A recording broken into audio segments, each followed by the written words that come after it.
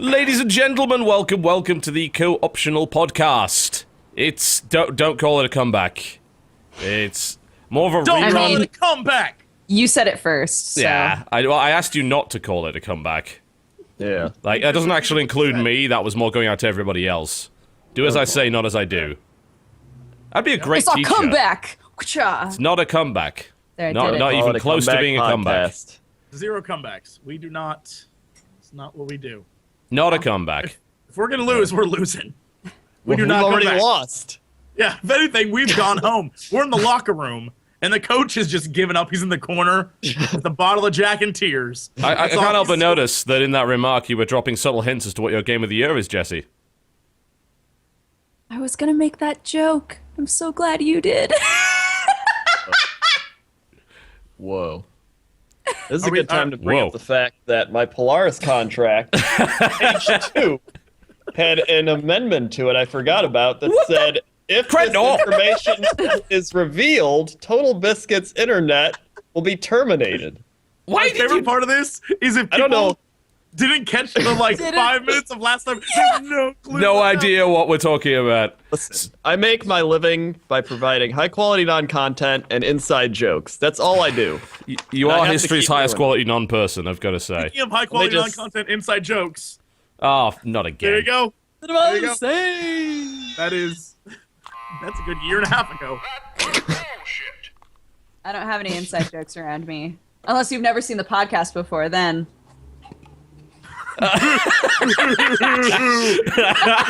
Get off the stage! Oh, Okay. man. Yeah, so love last week the this. podcast didn't happen. We tried. It's not like... That fucking little skill shit. We tried. We attempted it. It took us 8 minutes for Time Warner Cable Business Class to utterly cancel my entire business account for no Wait, reason. You have business class? The one that's I like didn't even know that existed. that's even more expensive. That's even twice as shitty. It's definitely not twice as shitty, I'll tell you that for a fact. It's actually fucking way better than my old one was, but they basically you're paying about 5 times more for your internet to drop slightly less and for them to call you sir when they give you a call on the tech support line. But yes, Sir. we think Sir. what happened. Sir? Sir, if you I'm could gonna need you calm to calm down. down. Sir. Sir. Sir. Oh no, they'll take your bullshit and shouting, and they'll just be very apologetic. That's what they're Sir, paid do for you now. read the contract, sir? Right here. Go home. Yes, the first time we called them, they said, well, apparently you never had service at this location. It's like, well, that's funny, considering I was online not 5 minutes ago. So you were bounced between departments till people... we still don't know exactly what happened, and neither did they. They were very apologetic about it, but they couldn't explain it. What we assume happened was, instead of transferring our service over from our old house, they accidentally cancelled both of them at the same time. And so yes, someone literally went to our house while we were broadcasting from Time Warner and disconnected the cable, physically disconnected the cable connection while we were on the air. All credit to them after, well, let me just put it this way. Jen's patience was at an end after that. So she went off on this poor guy pretty hardcore. I was being as patient as possible, but yeah, she went off pretty hard. And 6 a.m. the following morning is when the guys came around to reconnect it. So they got off their asses, and I'll give them credit. They actually fixed it. So they apologized. I think my favorite part was reading your tweets and the one that said, it could take up to a few days. It was just like, I can hear the tone in that tweet. Yeah. I can hear the tone. Basically what we said to them was, right, well, for every day that this is offline, we are losing X amount of money, so we will take you to small claims and claim for this amount. And we'll get it because you broke the service off. So they, instead of dragging it through small claims, they decided, you know what, let's just fix it as quickly as we can. So I was without internet for an evening, which kind of sucked. I burned my entire mobile data plan uploading one video. Just nuked it into oblivion. Like, my phone was on fire by the end of it. It was so hot I couldn't actually pick it up. It's like, this is melting right now. These were not designed to do this. But what I'm thinking of doing, actually, I believe Verizon's put up they started selling a 4G router in the US so you can just kind of have that in your house as a backup, and apparently you can kind of buy data as you need it. It's pretty expensive. It's something like ridiculous, like $15 a gigabyte after you're over your limit, which is pretty heavy. But for emergencies, it might be okay. We'll see.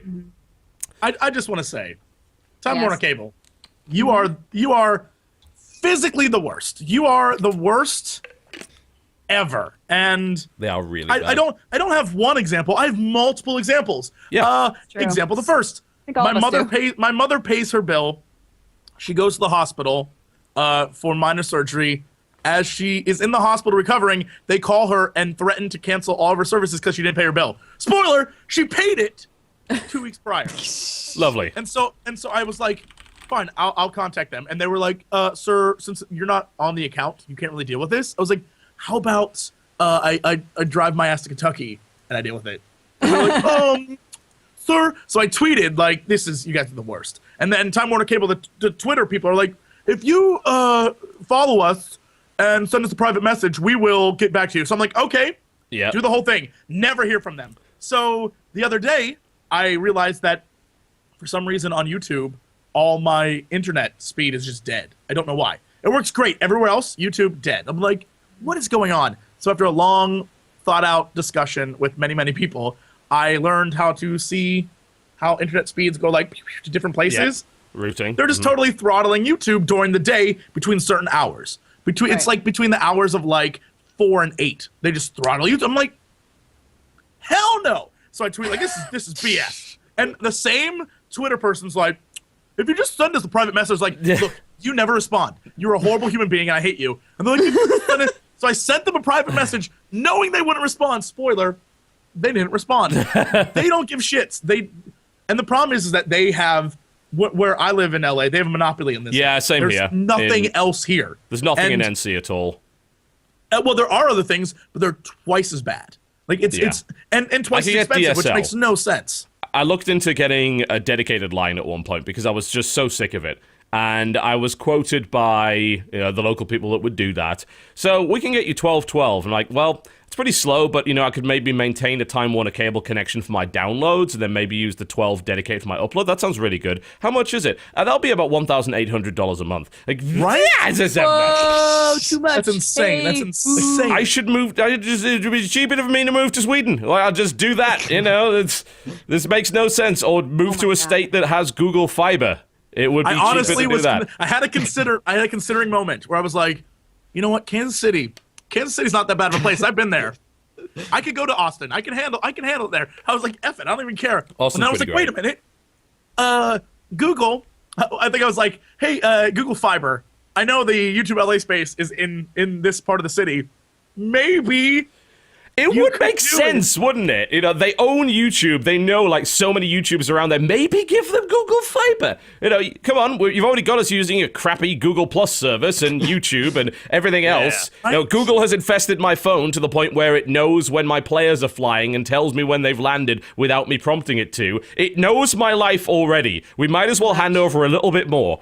Yeah. That's What's the harm? People were like, if you do that, you're gonna hand yourself over to the NSA. I was like, look, at this point, I'm pretty sure they know all they need to know. I love the idea that Google Fiber is being cooperating with the NSA, but Time Warner definitely wouldn't do something like that. Absolutely not. No way. They No. have integrity. Of Here in course. Chicago, we don't have Time Warner. We have Comcast Xfinity, Ooh. which is like literally just as bad. It's like their brother. Isn't Xfinity Fios? Or No. No. Well, Okay. actually, I don't know. I get like 50 down, 12 up. You get 12 That's- up. That's not bad. I get 5. No, actually I get 6 up. I'm on 60 down and 6 up right now. I'm gonna Yeah. test mine right now. I get Don't do that. It'll ruin your camera. I get 50 down, 5 up, and I assume it's just as ludicrous as they're like, you know what? It's gonna be like $70 for that. Like that's still a lot of damn money. That's Yeah. like just rude. Stop. I Yeah. can go anywhere else in the world. It's the Here's your upload, options.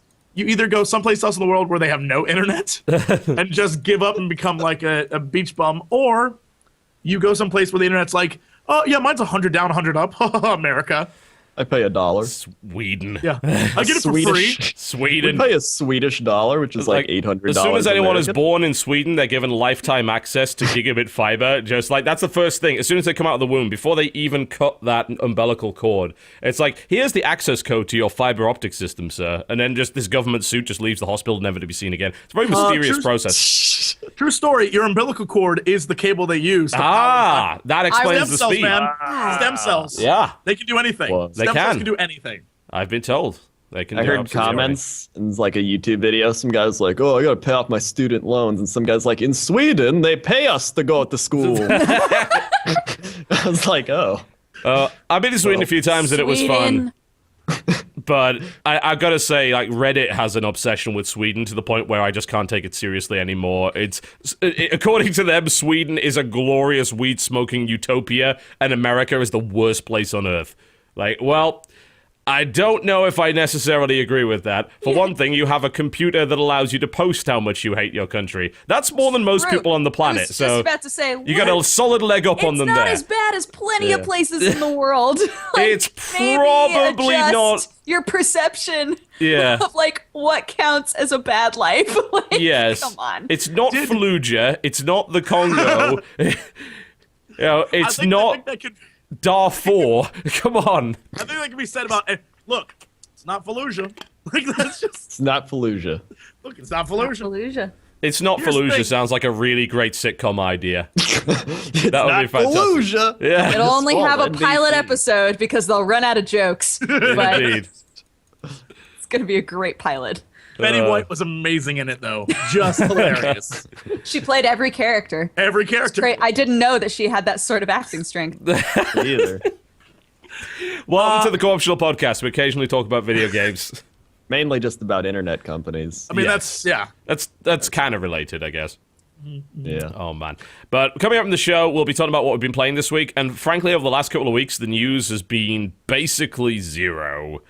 Nothing has happened. It's towards the end of the year. Nobody cares about anything at this point. So, we're going to do an impromptu Game of the Year discussion.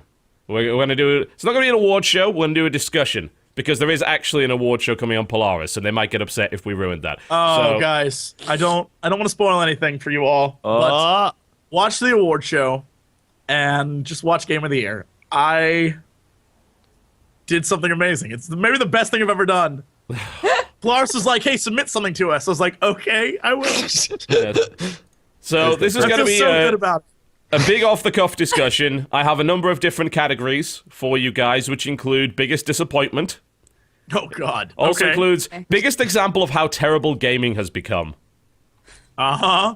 I think this is going to be a good one. I hope they're all just negative. The Worst We main Hate Video character. Games Awards.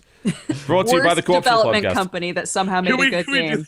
Well, I mean, there's only like one company that qualifies for that this year, so that's an easy one. The nominees are Double Helix, Double Helix, Double Helix, and Double Helix. Which one will it be? Oh, Are who we do I about pick? to? Are we about to create our own version of the gaming Razzies? Is that what we're making right now? Because I feel like it's the thing. It's happening.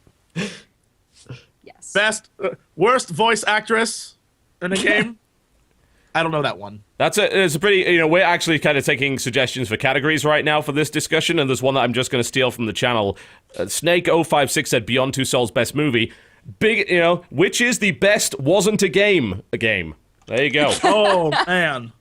Oh. Well, if you're going by the least game, then it has to be. Which is the best? save Which is it. the best least Save it. game? Wait, save Yes. it. Yeah, don't tell me yet. Save it. Stay tuned. So that's and the you category. May see what Jesse was talking about Yeah. at a future time in this episode. The best game that was the least game is the name of the category. There you go. The best game Nice that was category. the That's That a was the category. least game. Yeah, There we go. okay. That's a new category for us here. So, yes, that's going to be dominating most of the discussion this week. But also, Dodger, can you remind me what level you are on Path of Exile? Oh, Give or shut take. up! Shut up! Shut. Well, I know that you played it a lot and are definitely past me. I would have to open Yes. it up. I don't remember what level I am. Yeah, so something, I wouldn't say something horrible happened to me, but I think something wonderful happened to me. This year, I've had a real problem with kind of getting really invested in a game in any way. There's been some titles which I have, but a lot of them have been very short, like Brothers. You know, I get really invested in Brothers, it's done in 2 hours, you know, and that's cool. But I wanted a time sink, you know? A big time sink. And I played a bit of Path of Exile, and then I played a bit more Path of Exile, and more Path of Exile. And the first day of Path of Exile, which I think was Saturday, actually, I played 7 hours straight. And then Sunday, I played a bunch more of it, and I've now put 14 hours into it, which is kind of silly. Casual. Yeah, I obviously a casual. I hit level 28, I think. And it's been... Oh, Jesus, it is fun. Like, I did play a lot of it in the beta, like, but it was mostly just for promo stuff, right? Because the company's like, hey, do you want to show off our latest endgame dungeon, or do you want to show off our new class? I'm like, yeah, absolutely, I want to do all of those things. Sure. Yeah. But I didn't expect to actually play the game as much as I have. And it's really, really good. It's so fun. What class are you? I am a duelist. Oh, man. Duelist. You're playing a witch, right? I'm a witch. Yeah. I played that game in beta, and I played the Archer one. The Ranger? I don't know. Yeah. Ranger, yeah. And it was like, the main reason I didn't like that was like the shooting animation was like the animation. The animation engine. It powered the PlayStation 2.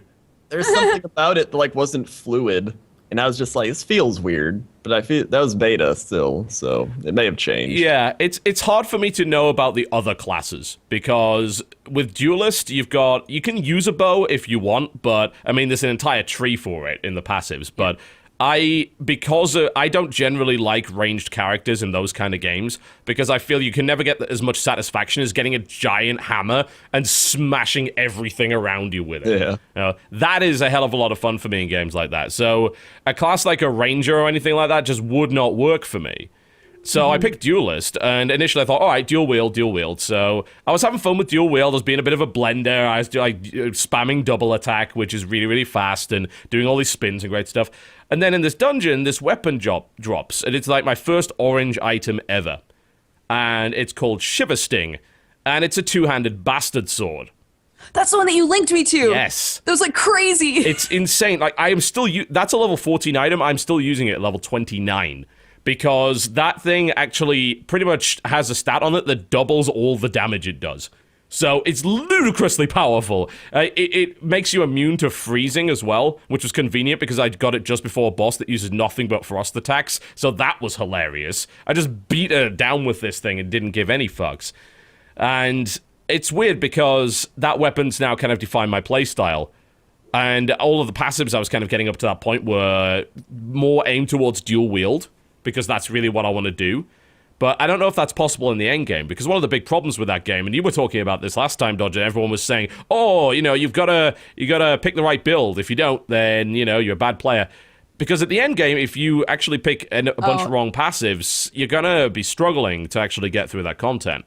Yeah, specifically what I keep being told is you'll really notice it in end of Act 2, beginning of Act 3. Like, if your build wasn't right, you won't be able to get very far once Act 3 starts.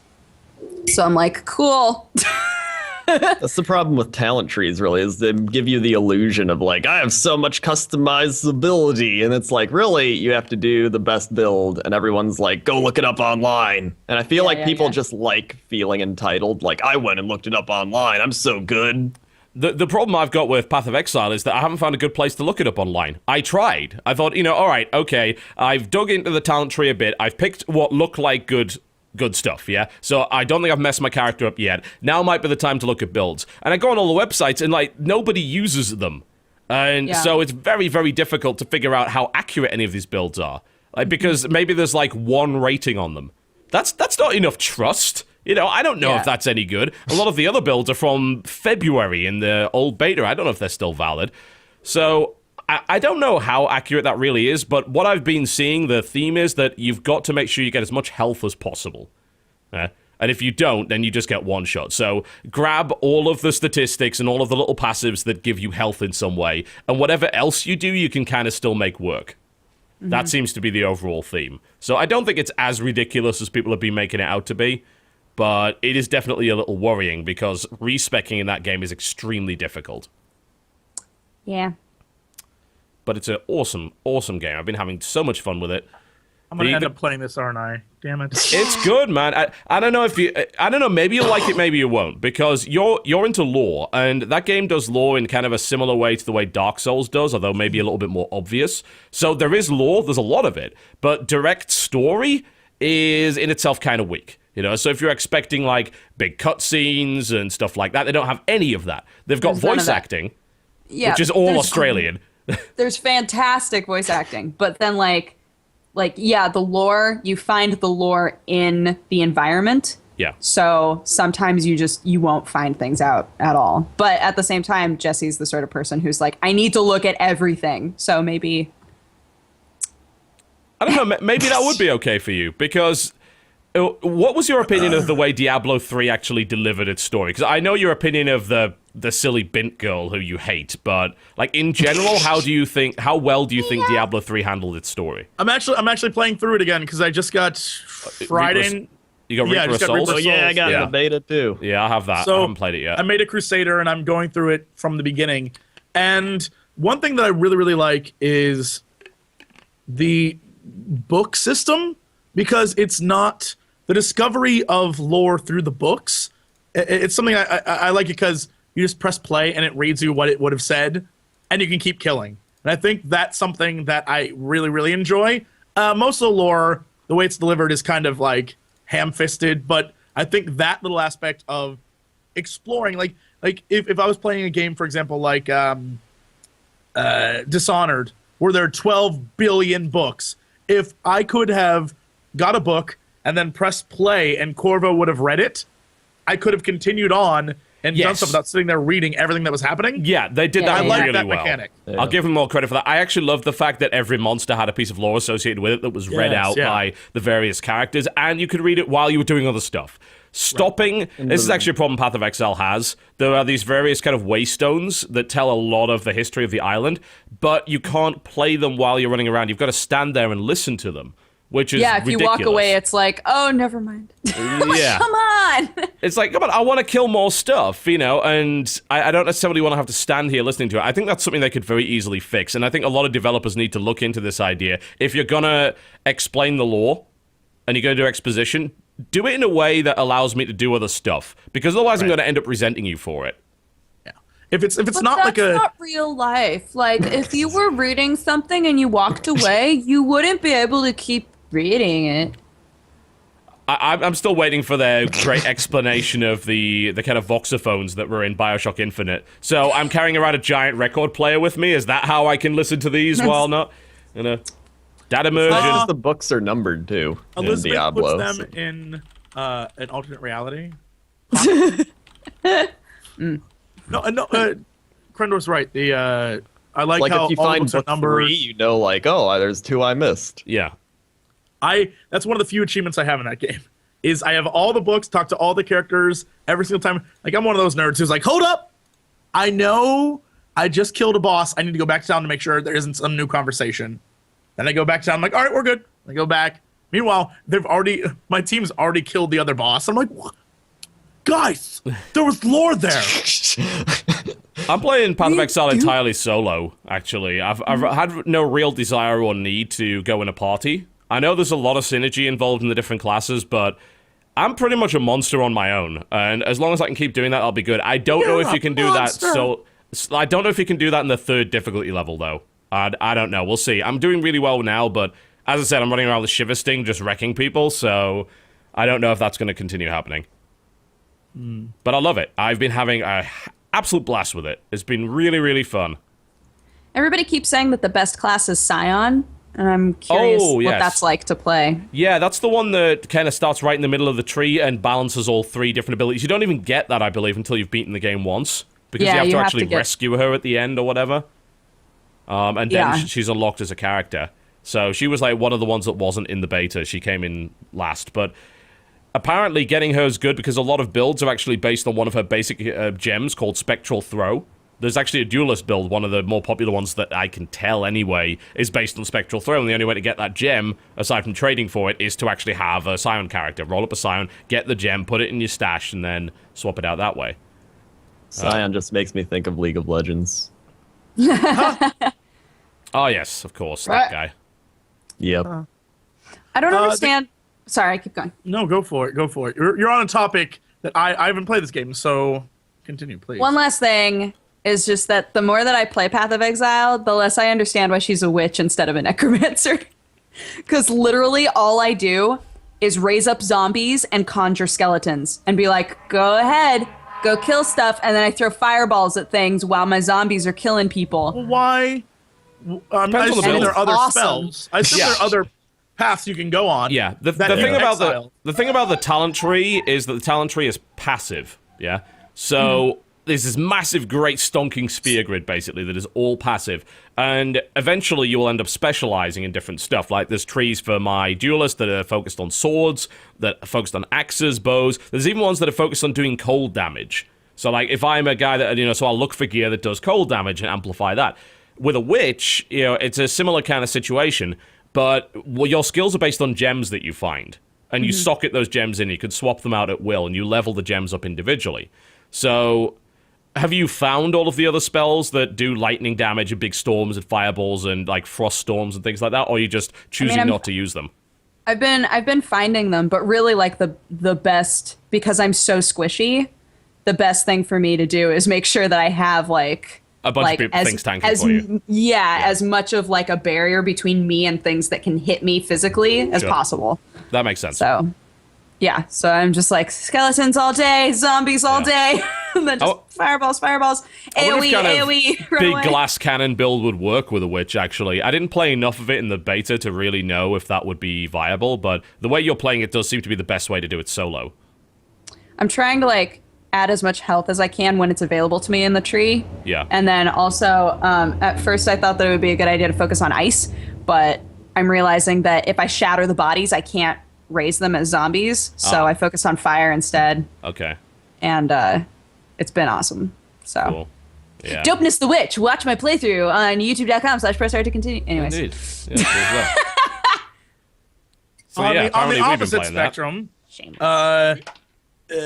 Diablo 3, the Crusader. Has anyone actually played that? Yeah. The Crusader is about a that. shit ton of fun, actually. It is. I like the horse It's- thing.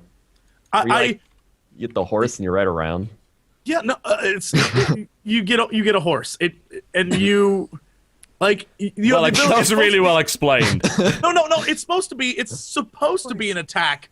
You charge through waves of enemy, and you can just kill them with your horse. All it is a mode of fast transportation for me. Like, horse, let's do this shit, and you just run forward. But you have a bunch of abilities that, I mean, I didn't really play the barbarian, so I don't know if these are like wannabe barbarian skills or the monk. I just played my little Crimnox the sorcerer and went around zapping people. But I made a crusader named Whitemane, and she's wonderful because early on in the game you get a shield bash that isn't just like you whack guys. It's you hit them and then like it shoots out from the shield and decimates guys behind the guy you just hit. Plus, if you're on one side of the map and a dude's on the other side of the map and you shield bash, you fly across the map and hit him. It's like I don't even have to walk. It's actually a lot of fun. There's a lot more to that class. I think they put a lot more time and energy in making it more entertaining as a class to pick because I love it a lot more than I did when I played my demon hunter and when I played my mage, sorcerer, wizard, whatever he is. I don't know. I like it a lot more.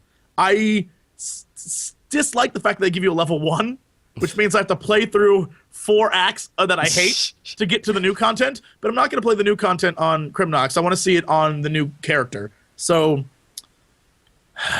we'll see. I feel like I think they just are trying to fix all the things they didn't do right this expansion. 'Cause apparently, like first Diablo or Diablo 2, it was like the same thing. Like people didn't really like Diablo 2, and then the expansion came out and it was like a ton better from what I heard. I don't know. I didn't play To it. some degree, yeah. There's definitely an element of that. I don't think Diablo 2 had even close to the number of problems that Diablo 3 had. Yeah. But then again, that also wasn't an online-only game with a real money auction house in it, so that made it a little bit easier for people to like it. But One of the, now that the auction house is gone, like that gives everyone like a whole new incentive to play. That's like you actually have a game where you have to get items instead of buy items and just farm gold. Did they kind of put Loot 2.0 in that game yet? I know they improved the loot system quite significantly. It is it's much better. I have yet to fully explore all the loot stuff, but there's tons more like when you go to town or when you are when you're finding loot stuff, there's way more options now. There's tons of other things to do, and it's like, oh, I need to actually look into this because there are things I don't know what it is. There's much more to do now with loot. So it isn't just you can sell it, have fun. It's like you can do all these other things with your loot now. I'm like, ooh, okay. All right, I'm in. Even when you first start, it's like, do you want to do dungeon mode? I guess it's like 5-mans in WoW or something. Yeah, you can just do dungeon runs where they give you a random dungeon and you and your friends can go in and just hunt for loot. Yeah, and I was like, it sounds like they nice. looked at games like Path of Exile that had the in-game map system and said we should probably do that because we don't really have a meaningful end game, which has been a problem with Diablo for a while. Not that it stopped people before, the people that played Diablo 2 for 10 years farming the same content, and they're willing to do that. But I think that lately there's been competition come out like Path of Exile that has a really robust endgame system in some way, and Blizzard have looked at it and said, yeah, we dropped the ball on this. You would think the company that made WoW would know how to make endgame. Right? But here's the thing, is I think, and this is something I will constantly harp on, I think because WoW lucked out, I don't know that I can give them that much credit. I think because they lucked out that they had so much time to build so much endgame over 7 years that they are pretty set on how to do endgame for one thing. Most other companies trying to make MMOs, literally all of them. I don't think I've seen one MMO in the last 7 years be able to pull off an endgame thing where they can keep people addicted long enough to get to endgame. And I think WoW just lucked out. I feel like they just right place, right time. Yeah. They're that kid who comes off the train from Kansas City, repping you today, and becomes a movie star, right? It shouldn't happen, but it happens. Right, and I think WoW just lucked out. Yeah, because WoW had no end game when it started. Like the end game was awful when it first began. Well, that's the thing is like all MMORPGs where it was like EverQuest and like hardcore people, and they took that and they were like, let's give it to casual people, and it was like, oh, that's really good. So even though there was no end game, people were still like bewildered by like the whole concept of an MMORPG. Like, wow, I've never seen this before. Yeah, and then I think that they might waited be long enough. Now people are super savvy to it, so when they go into it, they're like Old Republic is maybe the best example. People blitz the content way faster than BioWare thought, and it's like, how could you not believe that would happen? Because everyone when they make their games, they have assumptions, and that's why when like MMORPG companies say like, hey, will you check out a game, or can we invite you to a thing? I'm like, here's what's really gonna happen. I know you guys are hyping this thing up, like it's got a great story and you've got great like class fundamentals. 99% of the internet is not going to give two shits. Most of your hardcore players, the ones who are going to be the ones who get to the end and then go on the forums and talk about your game, they're going to blow through that stuff and not care. And they're the ones who are going to either build your hype or kill your game. And people are like, are you sure? Like, yeah, I was one of those guys. I know. I'm pretty sure I know. And I was one of them. And I think it was something that happened in Diablo 2 is everyone blew through the story because there wasn't much one, and then they got to the end, they're like, all right, what can I do now? Just go back through the story again. What?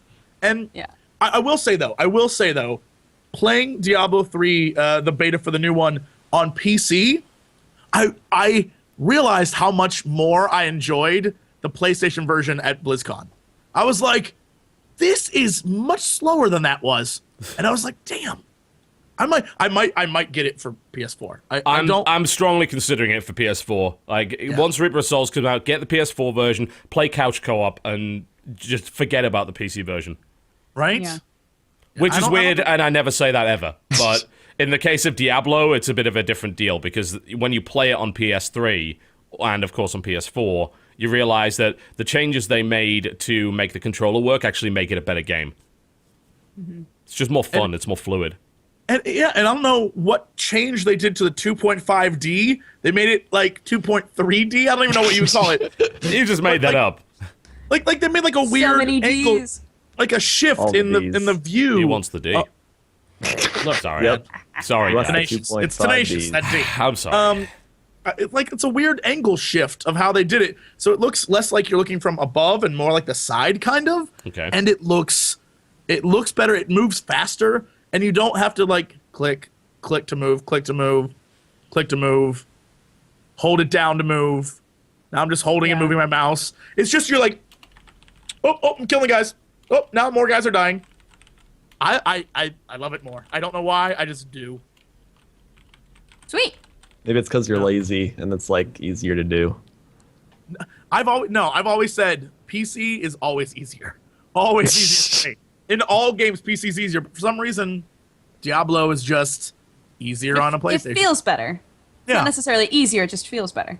It's funny how we talk a lot about good PC ports. This was actually an example of a good console port, where something was ported to console and they actually took into account the fact that it was on console instead of just said, well, just fucking deal with it, It's not going to be as good.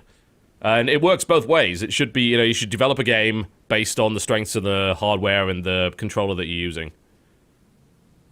By doing that, they might even bring people to PCs because they're like, what other games does this company make? Because most people are just like, I have a console. I don't know anything aside from console. So that's often very true. This is not the first foray of the Blizzard Entertainment Corporation. StarCraft 64, a bastion of excellent porting. It is funny you should mention Blizzard on console, because I, just 2 hours ago, downloaded the wonderful thing that is the Russian ripoff of Rock and Roll Racing that just came out today crap. on Steam. Or was it yesterday? Yeah, close enough. What is it called? It's called Motor Rock. Motor Rock. It's a pretty terrible term for anything. But I load this thing up, and what does it do? It fucking kicks into a bad guitar knockoff of George Thorogood's Bad to the Bone, which is exactly what the original did, but it's doing it with actual guitars this time instead of like SNES MIDI music. And there's an option for the classic announcer. And by classic, I mean they nicked it whole cloth. They just took the sound samples from Rock and Roll Racing and put them directly into their game, and I would be very surprised if that was licensed. They have That's the hilarious. same character names, or is it just? Oh yeah, same character names, totally. Yeah, so you got Rip, and I don't think they had Slash, but they had like Rip and Tear and Viper, and they're all in there. And like all of... They have that wonderful announcer, like, when they read off the results, like, was in first place, in second, and then the guy that was in last is like, Viper was in another time zone. The same thing over and over again. It reminds me of the old NBA Jam announcer. He's on fire. Yeah, he's heating up. It's that. I don't know if they did license it from the Blizzard, good for them, but I've never heard of that ever happening. So that's kind of weird. But strangely enough, the game actually, I think the game is actually better than the old Rock and Roll Racing. Because for all of my nostalgia for that game, it also ran like crap. It's like, really, poor animations. It was on the Super Nintendo. It was to be expected.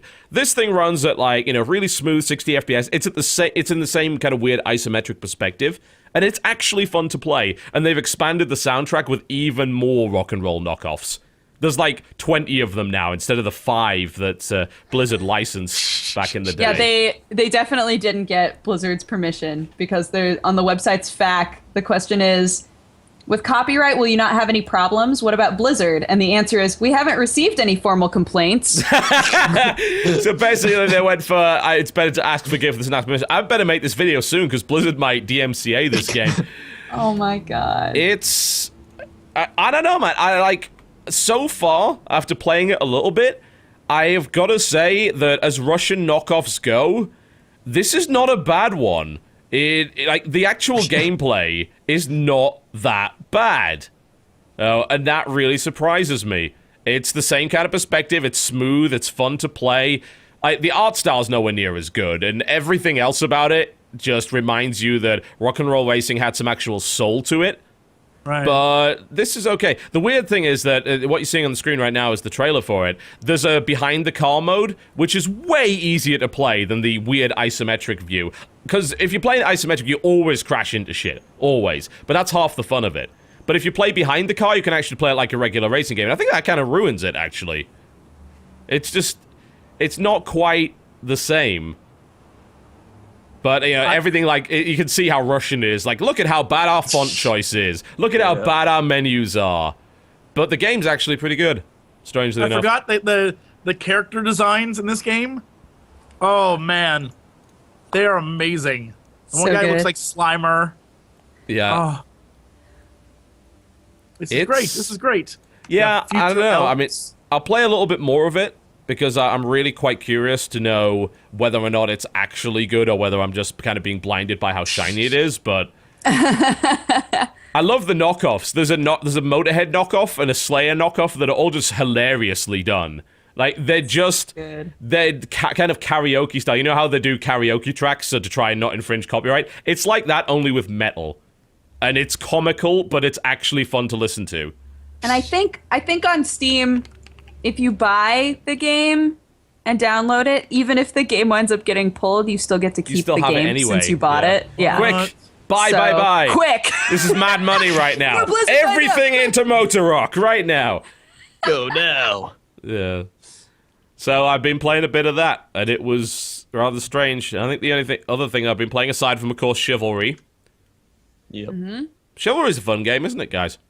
It is a very fun game that we played on a Polaris channel that you could go check out. You can also check out all the free-for-alls on our own channels. Yes. You should definitely check out mine. You know what? Don't watch any of theirs. If you want to see someone who doesn't know what they're doing and knows they don't know what they're doing, multiple times by myself, you can go watch Jesse Cox's first person. Jesse put the least effort into his FFA out of anybody, so you know, just have a look at that. All I did was show it. I don't need to hide how that went. I didn't do it until I realized all you assholes were like, I'm just trying to be bad. You purposely... I wasn't trying to be bad. I was chasing Dodger's position on the leaderboard. Joe the entire time in our chat was like, I'm trying to suck. Okay, I killed a guy, so now I gotta let myself get killed. I don't want to get too high on the leaderboard. I was like, get out of here. And it's amusing to see how well that went down for him in the finals, you know. Well done there. My favorite moment on our entire chat is... I think it's 3 minutes into my video. I don't know if Dodger kept it, but it's truly brilliant.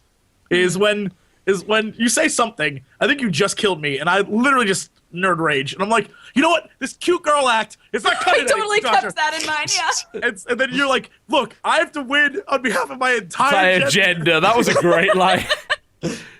The highlights reel on Dodgers is probably the best one of all of the FFAs, because it's actually really fucking funny, so go for that.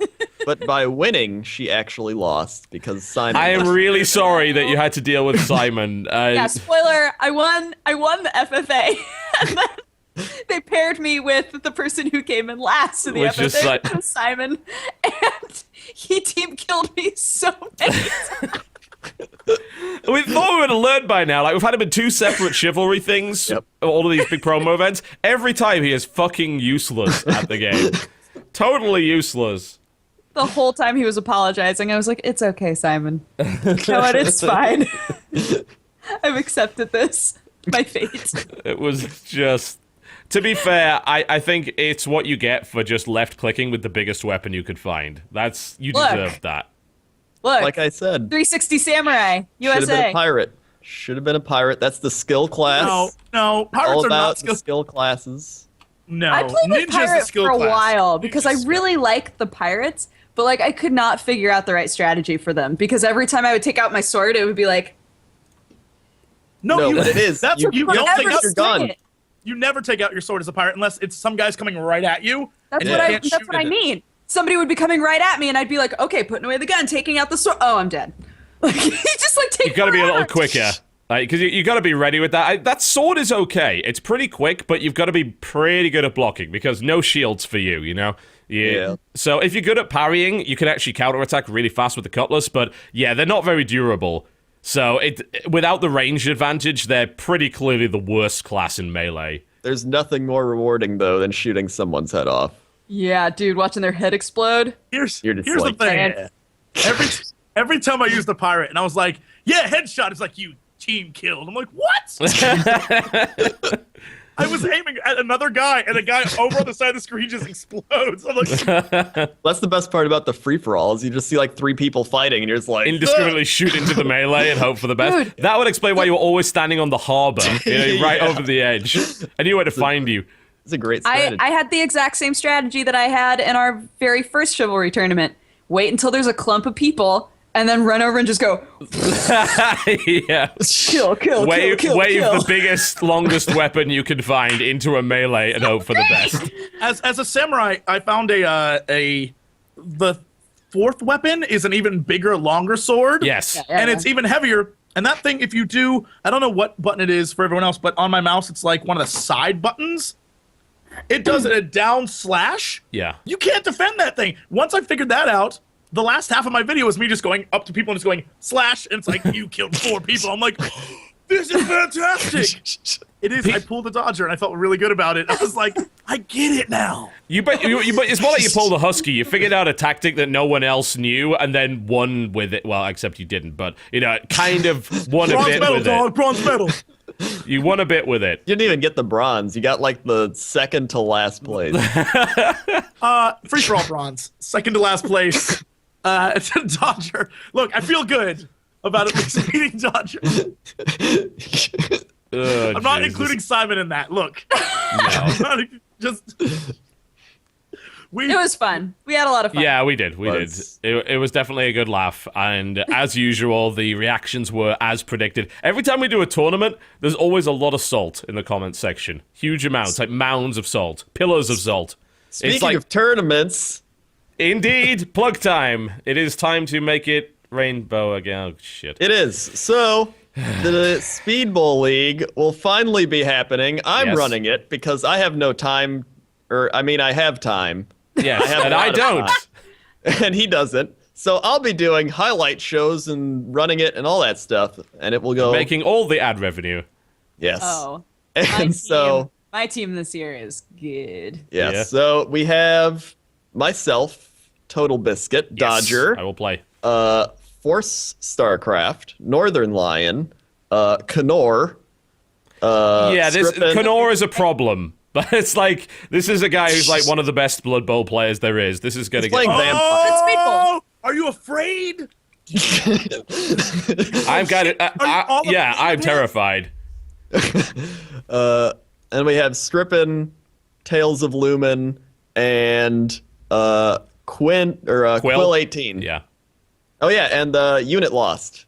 Yes. We have 10 teams this time. 10!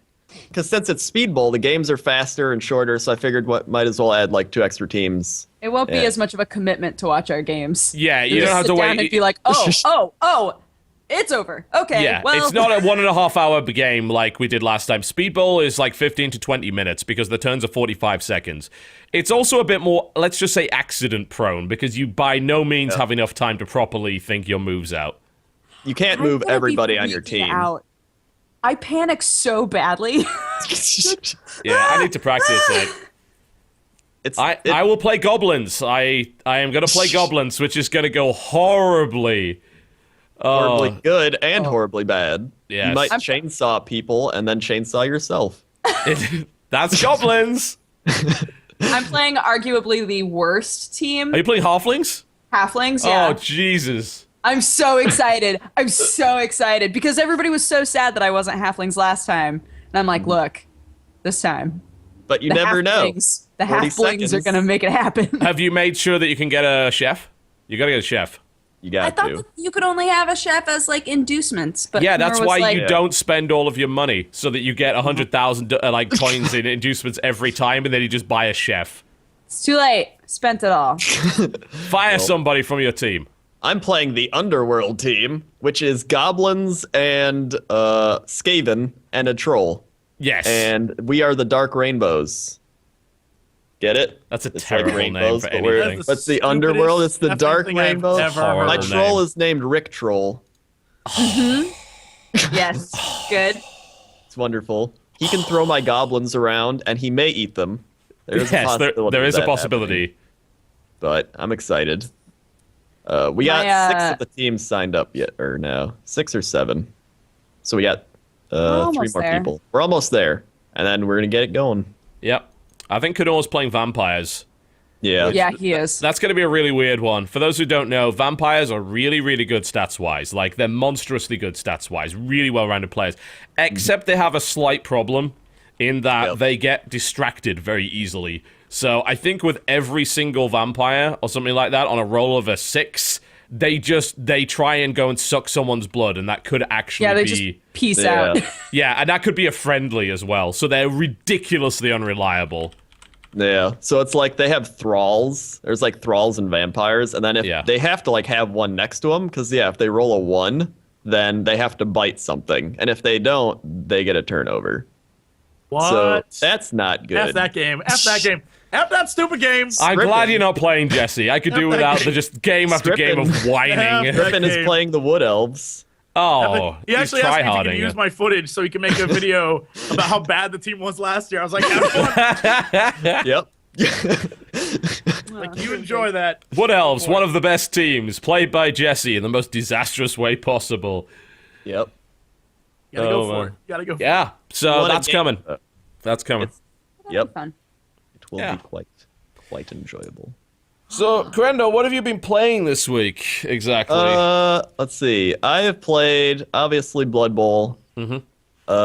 I played Hearthstone. Good old Hearthstone. Hearthstone! Legendaries! Everyone loves the legendaries, Legendaries. right? I've been just working on. Oh yeah, there's that Polaris Hearthstone tournament. Were we supposed to talk about that? I think I don't know. We did. Well, There you shit. go. I announced it like on my channel. I'm like, hey, there's a tournament. Oh, okay. I'm Well, gonna all right. Cool. I've got that on record as your fault then. Excellent. I'm not going to get blamed for that shit. I If think the it's stream in my goes down, contract. it is in his contract that he. Perfect. Time Warner Cable cancels the stream again. It's like, God damn it. Stop. Shh, stop. So I'm working on my awesome leaks. legendary decks. My decks are the best because I have my Mage Secrets deck, which is the most annoying Annoying thing deck on the anyone can play. fucking Shut your planet. face. Shut your There, face. people always think it's just Ice Barrier or whatever, but then they get surprised when I have all the Mage Secret cards that they've never even seen before, pretty much. Like Spellbender, no one ever expects Yeah. Spellbender.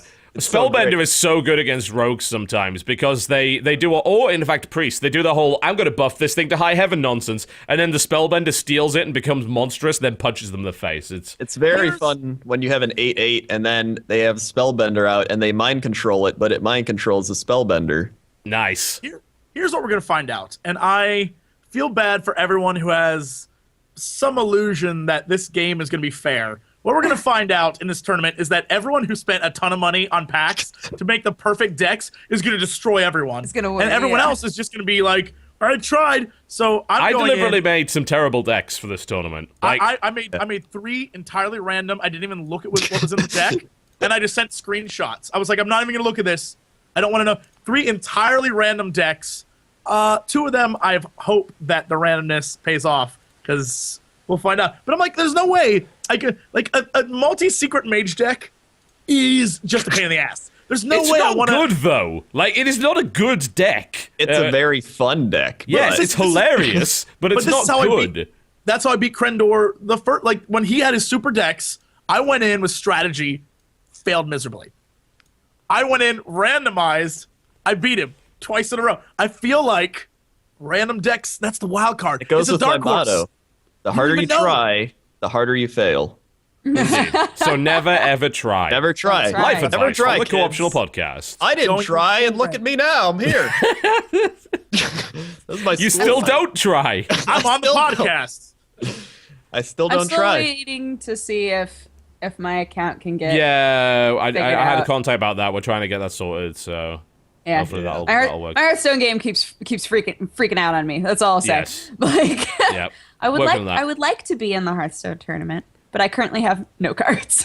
Yeah, that's something that can be sorted out. So It's I've only Whatevs. spent like $300 on the game. yeah. I mean, I've only spent about $450 on the game, which seems entirely reasonable. I spent $2.99. Is it I bad wanted that hit a card. I point wanted that now? card so badly. The whatever that card is, the one that you get for spending money in the beta. I wanted that card. Yeah, For Gelbin Mechator. yeah. Yeah, that's why I It's spent $2.99. I got 2 packs out of it. Best decision I ever made. It's bad now because I have all the cards, but I'm like, I could get the gold cards. They're animated. They're cool. The problem I had was I could have had all the cards, but then I decided, you know what I'm going to do? I'm going to DE hundreds of cards to get all the legendaries instead. So I have some holes in my collection. A lot of what, if I ever get a pack, it's often just, oh, I got a pack of dust. That's nice, because everything I get is something I already have. It's kind of silly. That's why the secret mage deck, turns out it's the, I had to craft that guy. What's his name? The Arcanist? Or the, Oh, Archmage Antonidas? or no, not the legendary. Just, he's like normal card. He's like the, what are those guys? Oh, the that they- Ethereal Arcanist. Yeah, that He's one. a dickhead. You He's an put- absolute dick of a Put card. out the card, the secret that's like, when you take a fatal blow. Yeah, you- Ice Block. Yeah, and you just keep that out, and you put out the Arcanist, and he just gets buff every turn. Yeah, Ice Block Ethereal combo is just a nightmare to deal with. Yeah. It's really, really good. I am very afraid of when that game releases and is live, because I know what's going to happen because it's so early and there's already a set number of cards. My inner like completionist is going to be like, I can get all those cards. By the time they have a new decks out, I can have all the cards, and so I will just funnel money. Oh my into god, this when game. expansions I'll be like, come "Oh my out, God." I'm just gonna. It's just You know what the most ridiculous thing is? Everywhere. This is not the card game I spent the most money on. I have an example. Oh no. This is one of the 4 complete sets of Shadow Era that I have. This is from the Kickstarter that they did that I backed. They're still fully sealed because I got them because I really liked Shadow Era. And these cards are actually great. They're all like full set of Shadow Era cards. And that cost me more than Hearthstone has. And what they also do when you do this is they give you a lot of in-game currency. By a lot, I think I have 890,000 of their credits, and a booster pack, their starter decks cost 100. So I have what? so much fucking currency in that game. It is just ridiculous. It's like my IP in League of Legends. Because I got so many referrals, it's just hit a point where I have like 140,000 IP and like nothing yeah. to spend it on. And then Oh, people you are actually like, you get IP now, don't you? Like the funny thing is, you never got IP when I did the referrals thing. So Well, I got I have 600,000 riot points, yeah. which doesn't do anything for me because you can't transfer them to IP. It's like, well, I need a few. Obviously I haven't played in like years, but I needed some runes, and I can't get the runes because I have like 600,000 riot points and 3 IP. Just like, well, this sucks. That's what I got to the point in the old referral system where I got my name on the wall. Yeah, I They're saw like- your name when I went there. Yeah, and then that's as far as I got. And then they were like, switch over to our new thing. And I was like, sure, why not? Yeah, I got all the way, and everyone knows the story about that, so there's no need to repeat it. But it's interesting that you get IP now. Yes, Jesse. I wonder if my referral link still works. I need to try and log into my account, see if I'm still gathering IP in some way from my old videos. I'm gonna go Probably check. are. I'm gonna Probably check. you probably have like thousands and thousands worth of IP. I'm gonna check. I'm really interested to see if this is the case. All right. Yes, Jesse. Nothing. Not a Yes. It Huh? looked like you were doing something. nothing. Doing some of this? I was You're What was getting that, back. Dodger? You're getting back to those D's. God, logging into that- this is a pain in the ass. What the hell is It's like that. Jesus? Get back to the D. They made logging into this website Oh, yeah, a it's awful. gigantic pain in the dick. Good lord. I can't even remember what my account name is. Pain in the It dick. was better back in like beta. Oh god. I'm Now gonna they're, have like, in the captcha. yeah, I'm gonna have to try and figure out what my username is. I'm pretty sure I had to change it because someone else had my name on US or whatever when I transferred my stuff over. Someone did, because I remember when we played that one time, make mine like your name, I named myself not Jesse Cox. Yep. Yeah, So- well, I was smurfing at that point though. Like that was the aborted League of Legends video that never happened. It was aborted, yes. Yeah, we started that, and it didn't go very well. Like the commentary wasn't really working, and then pizza arrived, and we just didn't do it, and that was the end of the series. That was it. I don't think we actually did. I think it was like 15 minutes of recorded footage, and then pizza arrived. We're like, well, See, there's your mistake. That is beautiful non-content. You would have put that up. Pizza arrived. We million did though. views. That became non-content because that delivery also had the deep fried Twinkie in it. The deep fried Twinkie. Oh. Yeah, so it did become quality non-content. What the hell is this capture? The fuck? People loved it. Yes. This Oh, Captcha, you are the worst. this is a This appears to be a picture of lotion. What the fuck is this thing? The other day I had a I'm caption deadly that was serious. amazing. It was four letters or numbers. I couldn't tell what it was because there's so many lines going through it. I was like, what is this? What is this number? Is this a 7 this or is a a 1? And nightmare. then the little picture next to it was blurry. And I was like, this is I was like, Okay, I'm I'm successfully able to log logged in. into this. And then you refresh for a new one, and it's just as bad. And you're like, what the How And do then you? it's like, here's the audio, and it's like, hey, please, No. All right, guys, internet. And there's this like Yes. noise in the background to stop. Yes, Like, internet. Yeah. it's really bad. If you want to freak out like ghost hunters or whatever, record the Captcha audio because it's like.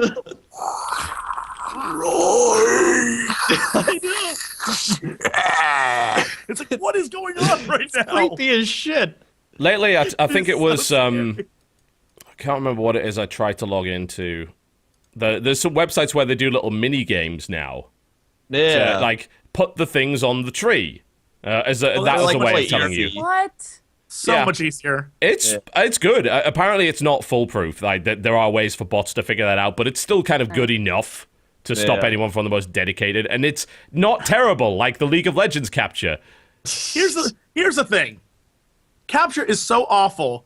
If someone's willing to design a bot that can move things onto a tree, F it, let them into your site. They deserve it. I'm tired of trying to figure out what the hell those numbers and letters are because it's just too much of a pain. Yeah. Let the AI get into your damn system at that point. Well, I can't even get into the referral system right now. I think it's like na.leagueoflegends.com/rewards is currently erroring out 500. Oh, no, there we It go. does that every Okay. time. You have to Oh. refresh it at least 3 times. Oh. Oh. Oh. Uh-oh. Yes, go on. E-I, E-I-O. Completed referrals 652. Oh. Well, that's a lot of points. That's, Oh yeah, it's 250 for each one. 250 IP for each one. Wow. Hey guys, not Jesse Cox. Look him up. I'll never play it, but I just That's a want lot of IP. All right, yeah. This is funny because I haven't been actively doing any of this. This is just off like my old 3-year-old video. And I think Yep. the sign-up link is exactly the same as it always was. So I'm just passively collecting referrals on a game I certainly do not play anymore. YouTube problems. Perfect. Being a little bit weird. YouTube problems. that might not be my account. Now I gotta go look it up. Hold on. I want your stuff, and I don't know why I want it, but I want it. Internet. Yeah. No, I'm not coming back to League of Legends on that basis. I don't even play Dota anymore. It's come down to the fact that I just can't be asked to play games with other people unless I'm beating them in the face. So team-based Man. games for me, no. I'm a horrible antisocial prick, so team-based games are not happening for me now.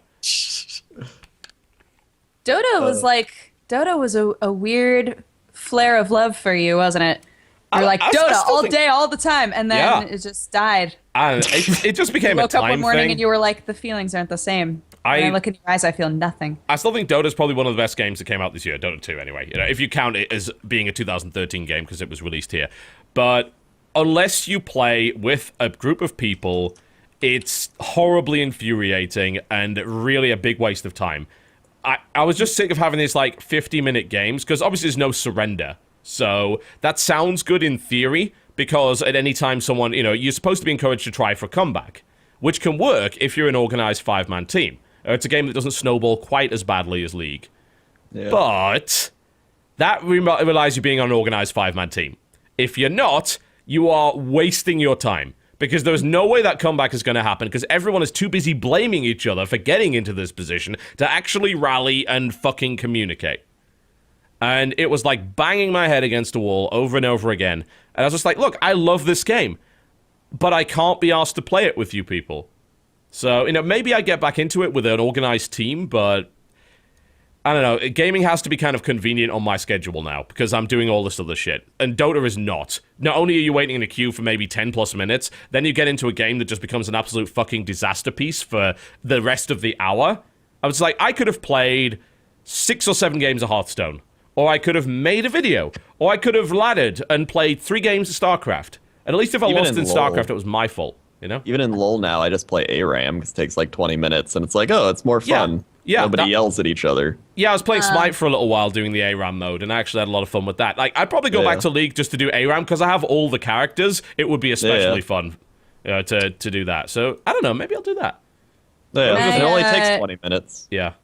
When I had friends that were really big into Heroes of New Earth, they had the exact same complaint of like, I wait forever to get into a game, and then nobody knows what they're doing, and it's a shit show. So why even bother? It's like, oh man. Yeah, it's sad. It's actually why I played Dominion for the longest time in League before actually leaving League of Legends, because Dominion has a set time on it.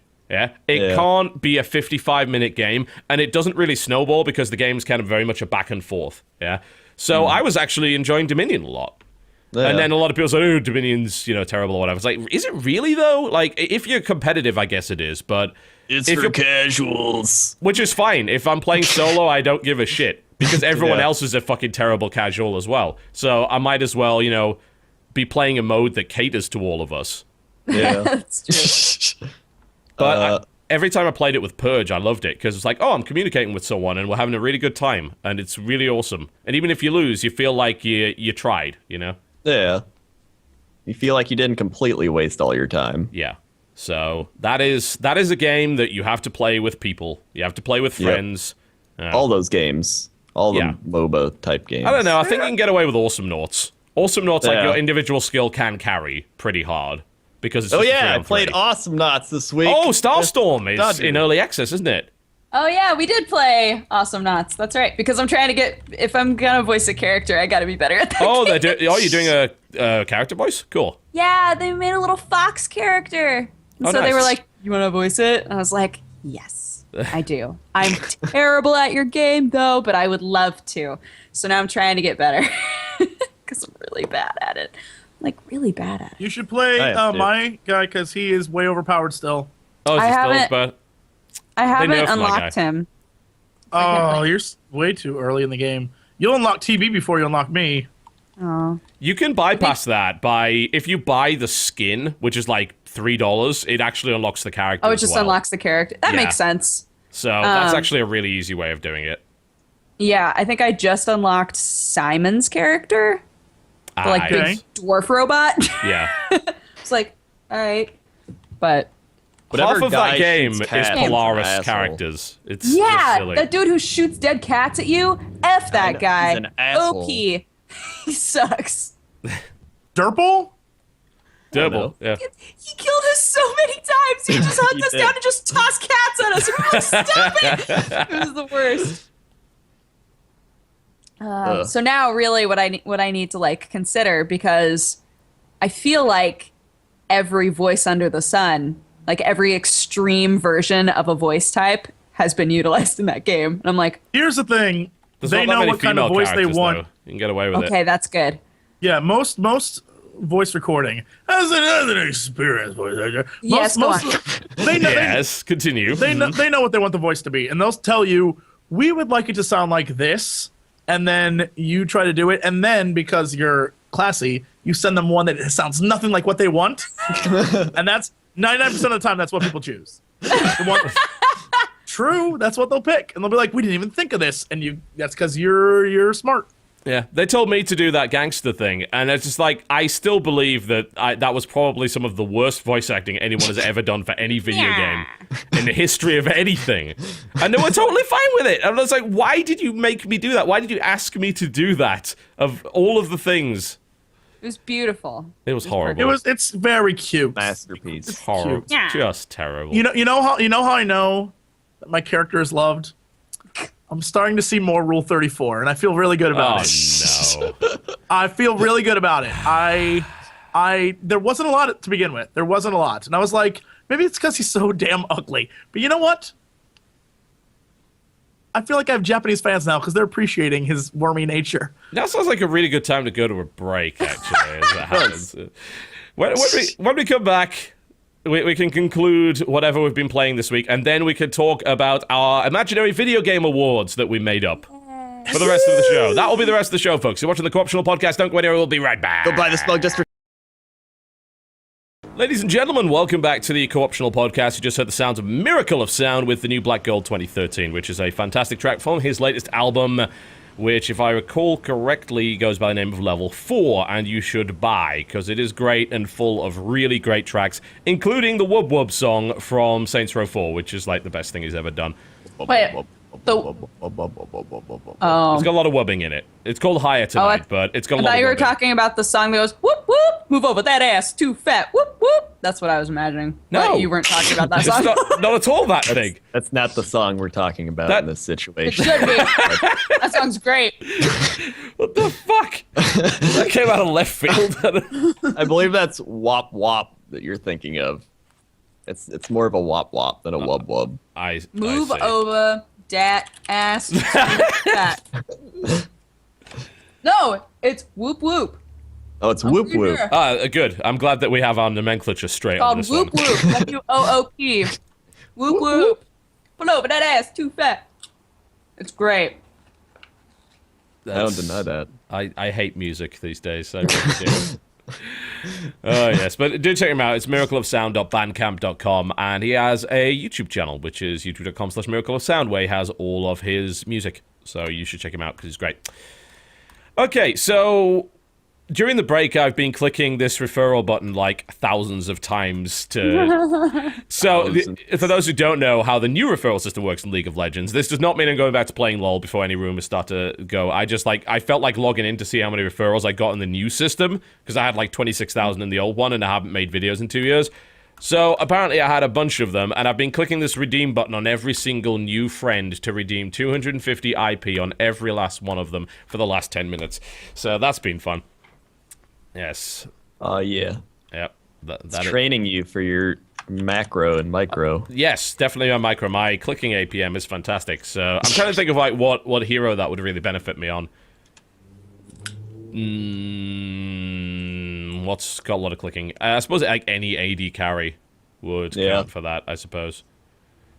Yeah, I'd say so. pretty much. Pretty much everyone you gotta click a lot. We didn't really have a chance to talk to Dodger and Jesse about what games they... Well, actually, we talked to Jesse. Dodger, we managed to ignore completely. Oh, wait, can I add one more? Did we? More. I chimed add in one because more. I was playing Yeah, most yeah. of the Yeah. games. Don't sell gotta me add one more. short.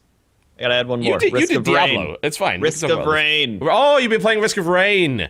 Yeah. That game's a dick, isn't it? It is. I always get to the 3rd or 4th level, and then it just kills you. Yeah, exactly. Same has been happening to me. It is Oh, that game is horribly difficult and also great.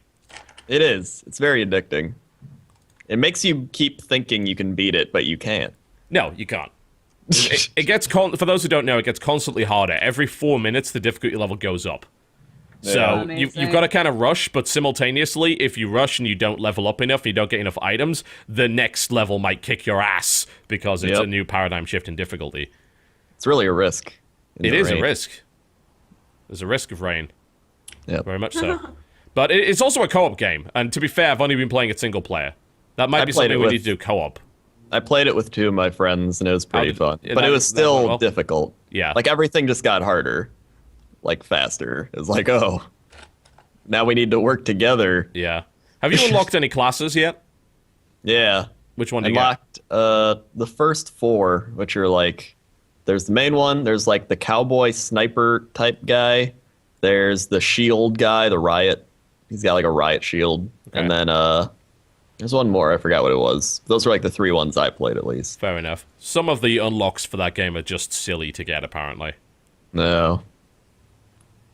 But I mean, it's a fun game. Like, Very fun. It's one of those like addicting type games that you don't really know why you're addicted to it, but you are. it's really compelling. I think every experience in that game is different. Every time you play, you get a new set of abilities, and things just go a little bit differently. Maybe you get really, really lucky where the portal's right next to you, and you just blitz it at level 1, and then go and kill stuff to get items, and which I found is the way to do it. Yeah, I was kind of doing things wrong by delaying it.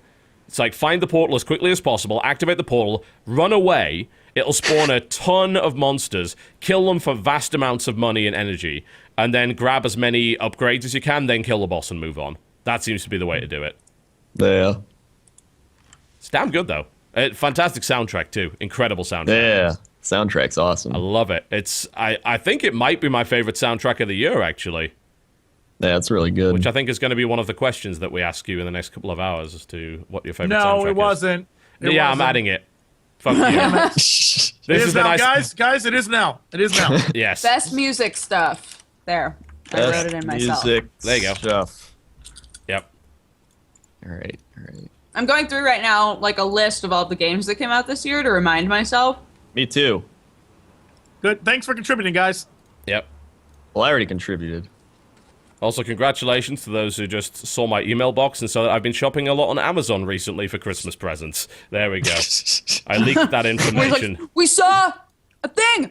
Hey, did you know we saw a thing? Yep. I'm just looking at it saying, did I just leak critical information? No. All it shows is that I like Amazon. Okay, we're good. But what were you buying on Amazon? Dun, dun, Wait. dun. I can't say it because Jen might be watching the podcast. Oh! Can't tell you. She won't have noticed that. It's fine. Crendor, Hey. Is she in the chat? Let me check. did you play a love sim? We talked about Oh, you playing yeah, a I love did. sim, but did you actually do it? I did. I played a love Which sim. one did you play? I played...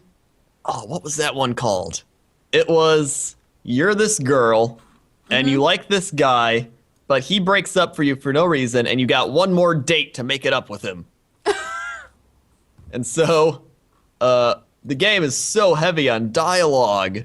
Like, it was just so much unnecessary dialogue. I was like, and it was still going. I was like, when's it end? It never ended. And her friend comes along, and then there's these bullies that, like, apparently cut her face. What? Like, she's in a classroom, and the bullies are like, hey, we don't like you. And she's like, why not? And they're like, we don't like you. And then they, like, block her off and take, like, a knife, and they're just like, and they're just like, yeah, that's what you get. I was like, what's going on?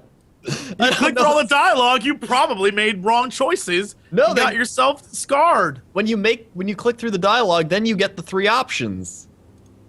And then I clicked the option was just like, ignore them. 'Cause I don't know. And then I ignored them, and they were like, we're gonna cut you. I guarantee every No, option was like, I I fight don't them. know. And it's like, they cut you. I walk away, they cut you. I ignore them. Get cut. So I just got like a little bit through that game, and I was like, all right, I've experienced that. I don't need to finish this. We were talking about the love sim that I'm playing, Always Remember Me, which Oh, that one, continues yeah, to just get better. And Crendor was like, I need this website that you got that game from. I Yeah. need to play one of these games. And it sounds like you wound up with one that is crazy. Yep. I'll find one. I'll find a good one. Yeah. No, my favorite thing about the one that I'm playing right now is like it's really fun, but every now and then, like you were saying, that the dialogue is super. It just goes on forever. Yeah. They explain things that don't need to be explained. Like there was this cut scene that I could play through that was like one of the dudes that is a love interest shows up when I'm trying to find a card. And I'm looking at super romantic cards, and he's like, no, you got to get a funny card. And he picks up this card, and the dialogue said something like, I could tell that it was a funny card because he began to laugh. He then handed me the card. I opened it up, and just as I suspected, it was very funny, and I began to laugh. And I was like, why? Torturous exposition in the visual novel style. Why do we need to look? That doesn't need to be explained. It It's doesn't like- need to be explained. It's like if you ask someone what they ate for lunch, like, I ate a sandwich. Well, it was a ham sandwich. It had tomatoes. It had mustard, onions. Got the onions at the grocery store. Actually, Pretty you know, nice I crisp. opened up my bag of bread and realized that some of the bread was moldy, so I had to sift through the bread until I found pieces that didn't have any mold on them, and then I made my ham sandwich. Just like, stop. I could tell he had a ham sandwich because there was still some in his teeth. I wanted to pick it out with my tongue. And I thought it might be inappropriate to tongue another man. But damn, that ham looks so good. So I wanted to go And then ham. two options good. come up: pick the ham out with teeth, or walk away. Either way, you get stabbed. See, go Look. ham on him. ham on him. Not That's it, funny. No, Crendor, you're too white for that. I ain't too white for that. You can't tell me what I am. Sir. Jesus. Sir. Sir. I'm gonna need you to go to the back of the line, sir. Should we talk about games? We could do that. What have you been playing aside from that? Do you play anything that wasn't that love sim thingy? Yeah, I played Blood Bowl. I played Chivalry. Yeah. That's why I was saying I chimed in when everybody Yeah, else was you talking did. about the Was games. there anything you did not TF2. mention? And then we will go to our imaginary award show. We played TF2. Not really. Team Fortress. TF2? That's right. Crendor and I played some TF2 for a while Why? because Why TF2 is not? great. It is, true.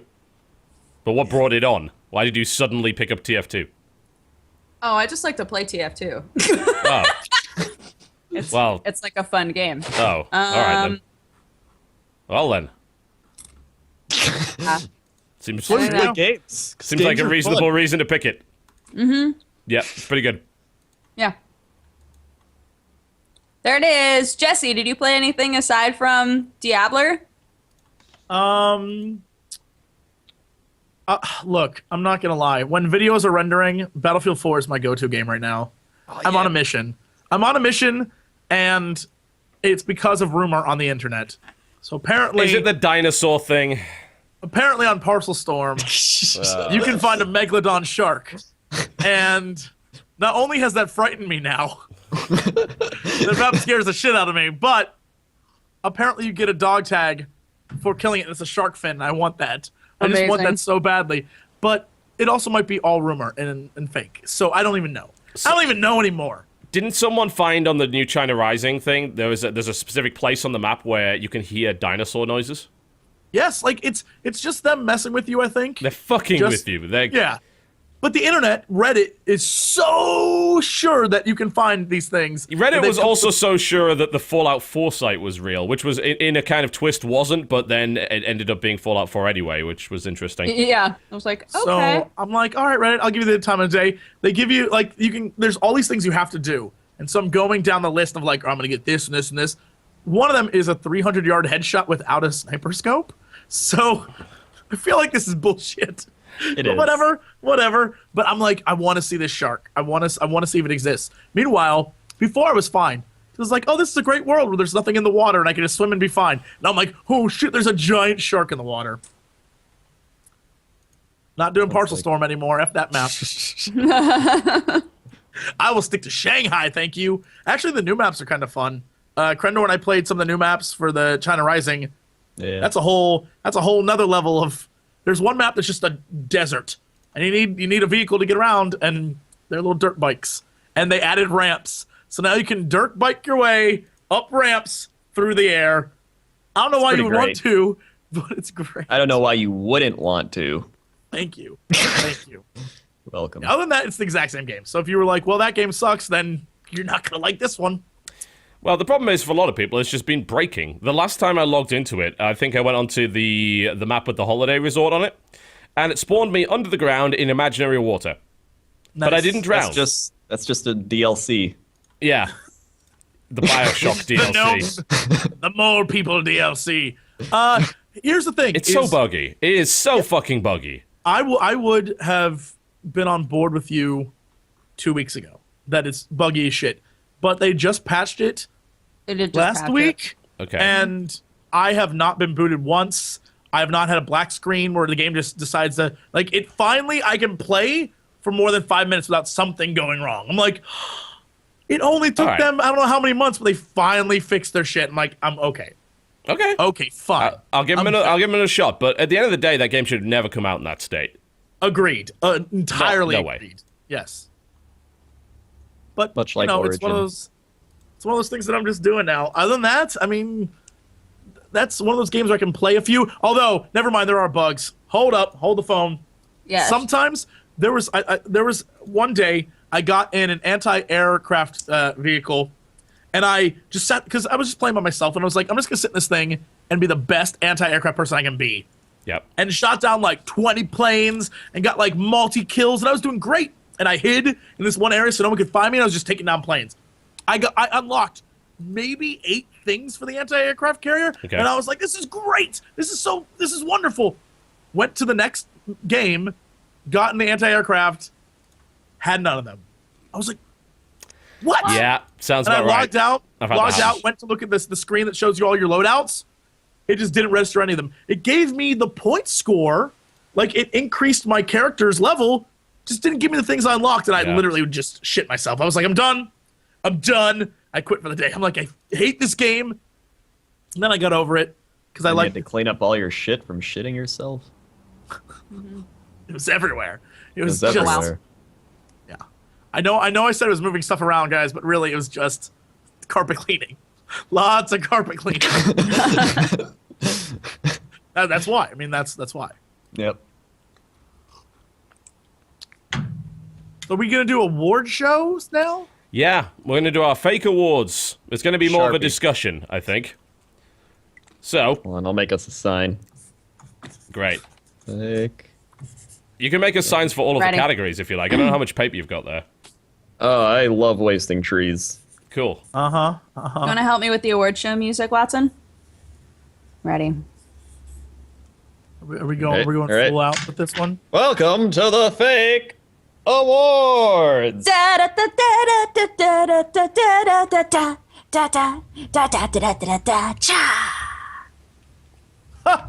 No expense was spared in the production of this presentation. Got cats.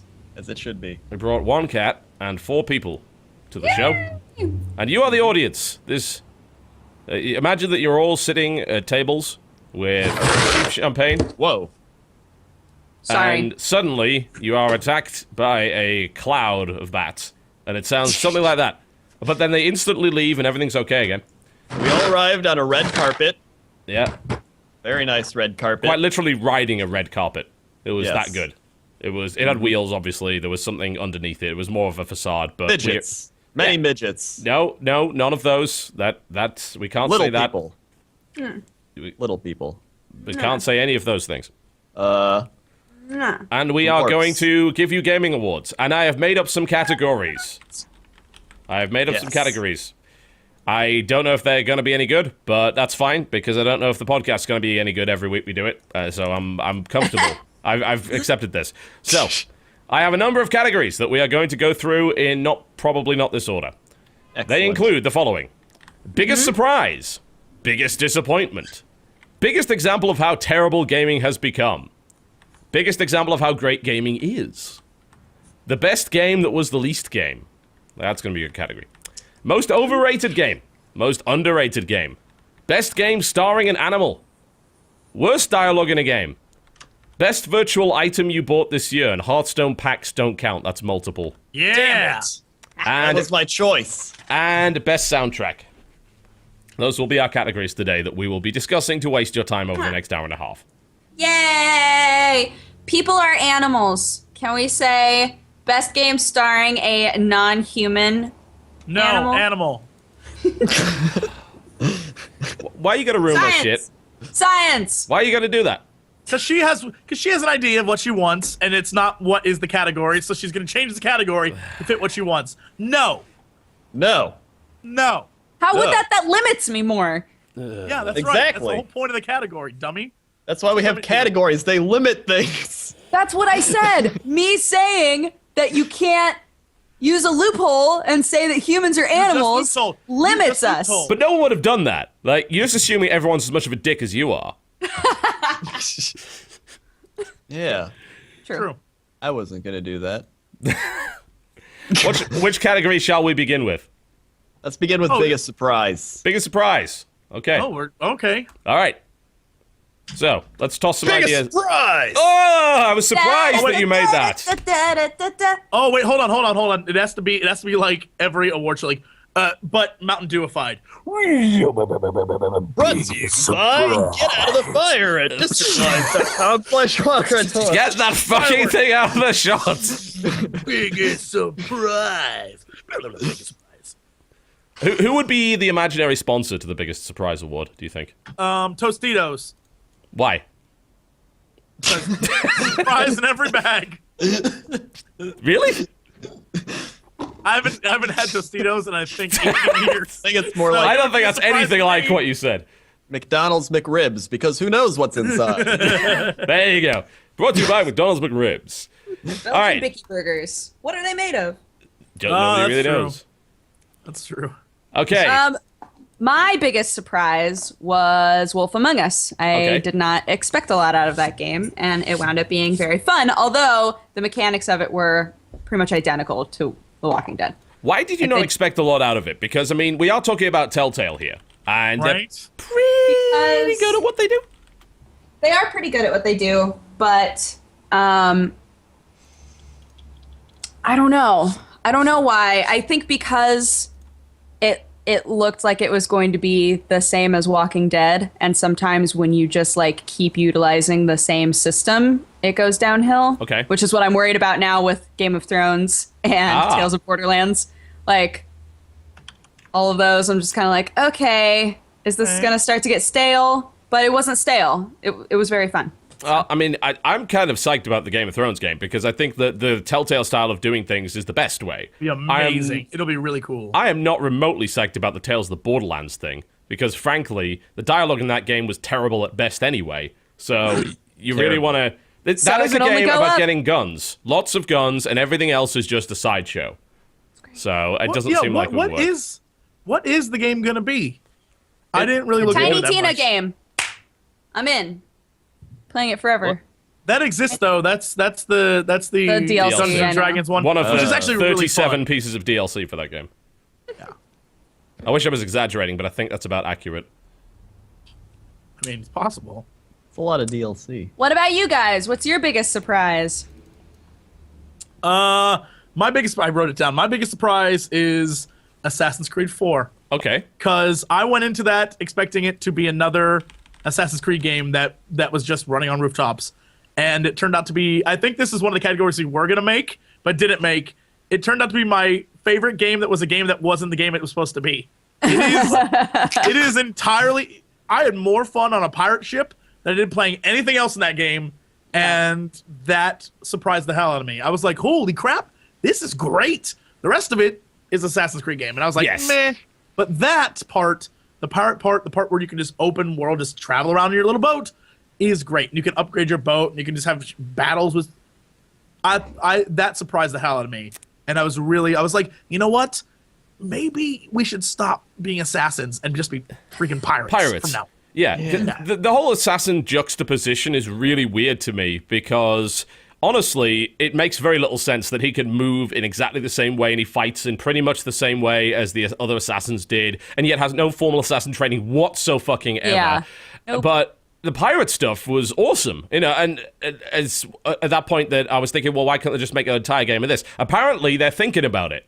Right, yeah. They're thinking about a multiplayer, free-to-play boat combat game, which to me sounds fantastic. Great. Yep. Agreed. It's also a very Holy sneaky crap way of them on that. getting in there before World of Warships, which is being made right now. So Is that I remember, and this is something that I'm really excited about. 2 years ago, Dodger, when was this? PAX Prime 2 times ago, or was it E3 when you and I went? And, we went And and hung talk out to the world of tanks guys. Yeah, and they talked about how their whole plan was World of Tanks is the medium speed game, World of Planes is the fast speed game, and World of Warships or whatever it is the slow slow, game. very Yeah. tactical, you have to focus on what you're doing game. And then their grand scheme was all three affect each other. Now you won't be Eventually, able to you won't be able to like fly your plane and bomb someone in the tank thing, but you will be able to affect what's happening in the other battles. And I was Right. like, I like where you're going with this, and I like that they have something for everyone. So if you want it fast-paced, you have the planes. If you want it medium, you have your tanks. And if you want to be slow and tactical, which I assume TB will love, is you can do a warship. Yeah. I was like, that's fantastic. So I'm looking forward to that, actually. Yeah, I think that might work out. I'm pretty sure the guys behind War Thunder have already done something with tanks. They released war. Yeah, more wars. The kind of ground warfare thing. I don't know how it interacts, so I need to try that game again. But I can't really disagree with you. Like, it ended up being a lot better than I thought it was going to be. I gotta say, the Assassin's bits are still as kind of played out as ever, but the boat bits are awesome. Yeah, and I think that was a surprise to me. I was a little blown away by that part. I was like, all right, I might give this franchise a second look if they continue to add things besides you're gonna run on a rooftop again, you're gonna kill this guy, but don't get caught killing the guy. Yeah, you can hide in like groups of people or hay bales, and Yeah. You can pop out and get them. yeah, and then you can pop out and kill Same them. thing. Isn't the multiplayer these- basically exactly the same as the last two? It's a better version, but it's the same thing though. Yeah. But Don't get me whoever wrong, I said mean, I I- like Assassin's Creed's multiplayer. I think it's really, really good, but they have made the same game 3 times now for multiplayer. And I think that's it all comes down to the fact that and a few other games are the key. Like, we need a new one every year. And I was blown away when they had Assassin's Creed 3, and then I saw the thing for Black Flag, I think like 2 months later, and was like, is this a DLC? What is this? And I'm like, no, that's 4. It's like, what? especially silly for Assassin's Creed because with something like Call of Duty, they're handing it off between 2 studios, back and forth. So technically, there is a new COD every year, but realistically, they've got 2 years to make it instead of 1. But with Assassin's Creed, I assume it's the same guys. It's just like, this is why these games are identical, because they don't have the time to do anything else with them. Yeah. Well, but in this case, it seems like they're on their way to breaking out of it, I think. I hope so. I want them to redo ground combat now, because the ship combat's great, but ground combat is the same shit. Crendor, what was your biggest surprise this year, do you think? My biggest surprise, I'm going to use my Hearthstone card, was Hearthstone. Okay. And I'll tell you why. All right. Because back when I remember everyone's like, oh, they're going to announce some Blizzard thing at whatever it was. And everyone's just like, oh, it's a stupid card game. It's just I was that guy. I'll admit, I was that guy. I even tweeted Yep. like, oh, it's a card game. Like, I wasn't even impressed. And little did everyone know that card game was going to be people being like, let me in the beta.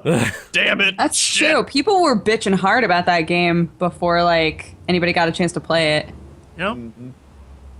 That's why it was just a non-anticipated game that people didn't think they were going to care about, and then it became something everybody wanted to be a part of. Yes. That's a pretty fair one. Yeah. When I heard about it, I was kind of pumped because I like the WoW TCG and I like card games. So to me, that was actually a really cool announcement. Mm-hmm. And I didn't think they were going to announce something like, "Hey, here's what Project Titan is, and we're going to do it not at BlizzCon." Like, no, Yeah, you're not. that didn't make any No, you're not. sense. That's not going to happen. Yeah. Anyone who thought that was going to happen is a very silly person. But yeah, I was pretty happy about Hearthstone, and it turned out to be good. So Yeah, I knew I'd play it. I just didn't know I'd play it to the extent that I've played it. that's fair. Yeah, I mean, I think I'm kind of in the same boat there. I thought, yeah, I'm going to play this, but I still like Shadow Era and Magic. You know, every time Magic releases their new like little game, I play that a bit. And Yeah. but yeah, it's good, man. It's The fact that they made the UI and the boards so fun to watch, like with what they're doing, is colorful. You know, Yeah. it really it literally animates things. You know, so it is one of the best implementations of a card game into a computer-based system. Yeah. Oh yeah. It's really good. So, What about you, TB? my biggest surprise, I think, and I've been thinking back through all of the stuff that I've been playing, but I still think the one that really stands out to me is probably Killer Instinct. Because, Yeah. frankly, it had I knew no you were right. gonna say that. It had no right to be any good. Like, 1, it's a launch title. 2, it's a budget launch title. Consider that. It is a budget launch title. 3, the goddamn game is developed by a bunch of people that made some of the worst titles in the last 3 years. Like, shovelware after shovelware. Battleship, Green Lantern, and that other thing whose name escapes me. What else did they make? It was not good. Bone Town. No, they did not make Bones. Bone Town. They haven't quite reached that level yet. Hi, Genie. What was the last one? G.I. Joe, Rise of the Cobra, yes. They also, like, ruined Silent Hill. I know. They made Silent Hill Homecoming, which was just not very good. So, frankly, that game had no right to be any good. And this is especially true when everyone just kind of turned around and said, look, Microsoft, you still have Rare, and you're getting double Helix to make Killer Instinct. Explain that to me. Explain that logic. And, of course... Explain to me. Yeah. And then, along comes Killer Instinct, and it is by far, without any possible competition, the most enjoyable game that on the next-gen consoles that currently exists. It's fucking great. It's a lot of fun.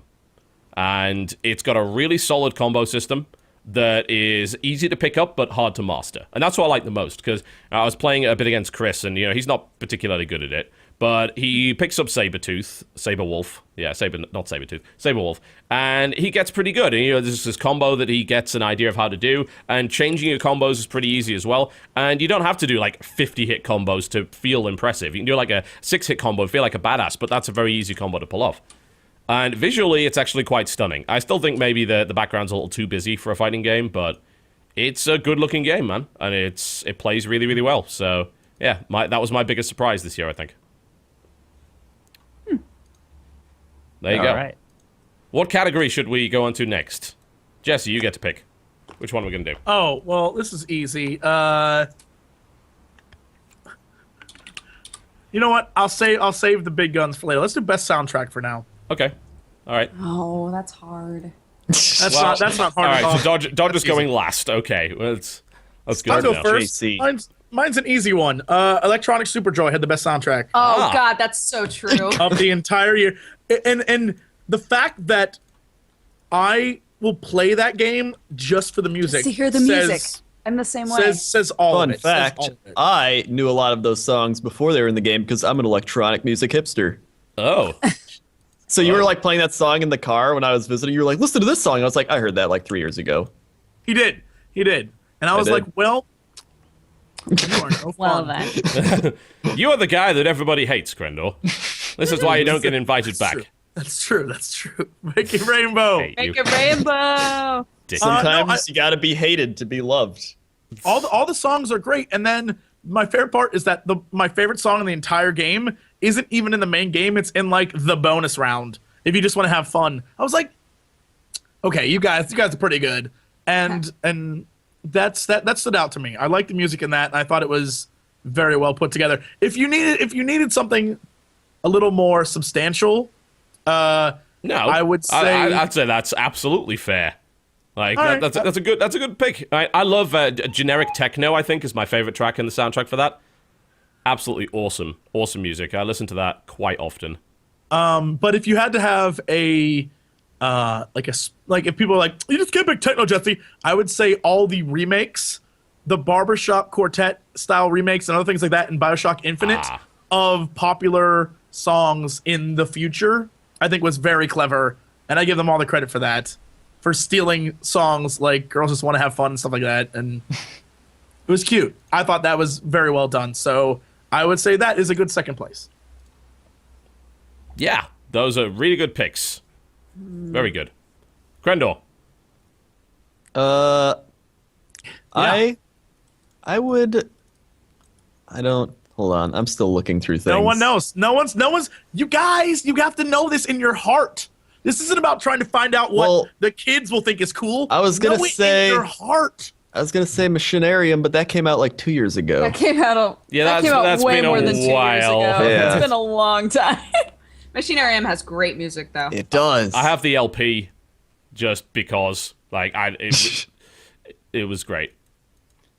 I can't think. Now I'm stuck on Electronic Superjoy. I can't think of one that has better agree music with me. than that. You can agree I with me. like- It's fantastic music. I might agree with you. Hold on. Electronic Superjoy Well, I agree with really you, but the I don't best wanna music pick you've heard this that. year, though. I'll make it a little easier by saying if there's a particular track in something that you really, really like, and maybe the rest of the soundtrack isn't up to snuff, you can pick that track. Risk of Rain. That's going to be my choice. I can pretty much guarantee that, but that's fine. I can agree with you on that. I always like Saints Row 4 though, because they always got the that's it. wubs. Oh my god, the dubstep that- gun. The one track on the No. dubstep gun. Shh. That's one of my answers for one of the questions. I mean, Just sounds Saints Row 4 pretty good. Yes. Great sounds. Oh, speaking of Saints Row 4, I want to tell you guys something I saw today that was amazing. While doing, I'm sure we all did like a search of like what games came out this year. I ended up at the New Yorker. Now, in the United States, everyone that's knows a really, the New really Yorker. good place to find that. That's good The New source. Yorker is a very, I don't know what you would call it. Like, posh isn't even the word. Just like all the articles they have are very like, right? Here are their list of best game. Oh, I'm ready. Terrible. I ready. cannot wait for Papers, this. Please. Right? State of Decay. And then my favorite, Saints Row 4. That is unexpected from the New Yorker, I think. That's Right? very I was like- unexpected. They have like Pikmin. They have all these like they have Zelda. They have all these family games, and then they say, "Oh yeah, and Saints Row 4." Like you guys. You guys. Guys. That was very amusing to me. I thought that was hilarious. I was like, New Yorker. They are fans of alien abduction and Anal dubstep. probing. Yep. Papers, Please had good music. I thought. I don't remember Actually, the music of that game at all. Oh, It only God, has like there's- one. Doesn't it only have one track? That big There's a s- plodding kind of Soviet era thing. There's a song in Super Amazing Wagon Adventure that I love, Okay. but I don't remember what it's called. Okay. There's when you get into the when you get to the river that you have to either swim in or go around. That music, every time I get to that area, I'm like, God, this is the best music. I love it. I'm gonna see if I can find a name for that song. Move on. I'll find it. Okay. Fair enough. Yes. That's just an excuse for me to put Super Amazing Wagon Adventure on in the background just for the hell of it. Yes. Go. My playthrough, Go. where the three of us go on adventures all the time. Where the three of us go on adventures. Yeah, it's my team is TB, Jesse, and I, and TB almost always lives all the way to the end, and it's great. It's very fun. Yep. It is fun. Soundtrack. A lot of people in chat are saying A Link Between Worlds had a good soundtrack. Apparently, I it really did. I've been told it's I haven't amazing. played it yet, so I don't Yeah. know. I haven't touched it either. Again, I'm not a Zelda person, but I've been hearing so many good things about that I might try it to see how it works out for me. I don't know. I'm an old. I used to play Zelda back in the day, and just when I made the switch from Nintendo products over to like things that actually had games on them, I never got a chance to play Zelda anymore.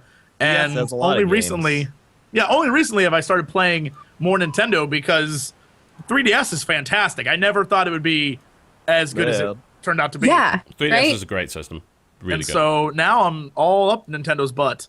Like, all right, mind you, the rest of their consoles not a fan, but that 3DS is buy that, kids. 3DS. You can play the Or- Pokemans. Or you can buy the Pokemon. 2DS. No. Don't buy 3DS that. Here's the XL. deal. That's a bad thing. If your parents buy you a 2DS, throw it on the ground and cry. They don't love you as much as other The song that I console love does. from Super Amazing Wagon Adventure is called Desert Theme. Okay. Go listen that to that by- song because it's so good. Is there just Very a small simple title. chance that may very well be played while you're in the desert? Yes. Ah. The entire soundtrack is title theme, forest theme, plains theme, desert theme, mountain pass theme, rafting theme, survival theme. It just goes on. It's a Fair great enough. title. I There's like a desert it's very- theme rap remix. What? Well, we're down the rabbit hole now, people. Indeed, we are. The Oh God, I'm in. Okay, sorry. We fair can move enough. on. I think my favorite is probably Risk of Rain, but there's like several notable mentions. One of which is actually the Killer Instinct soundtrack, which is so fucking good. And the special thing about the Killer Instinct soundtrack is that the music very much changes while you're playing the game. So you can listen to some tracks from it, but what really works with it is the fact that it slows down and it speeds up and it gets more aggressive or less aggressive depending on what's happening. Music is actually a key component of that game.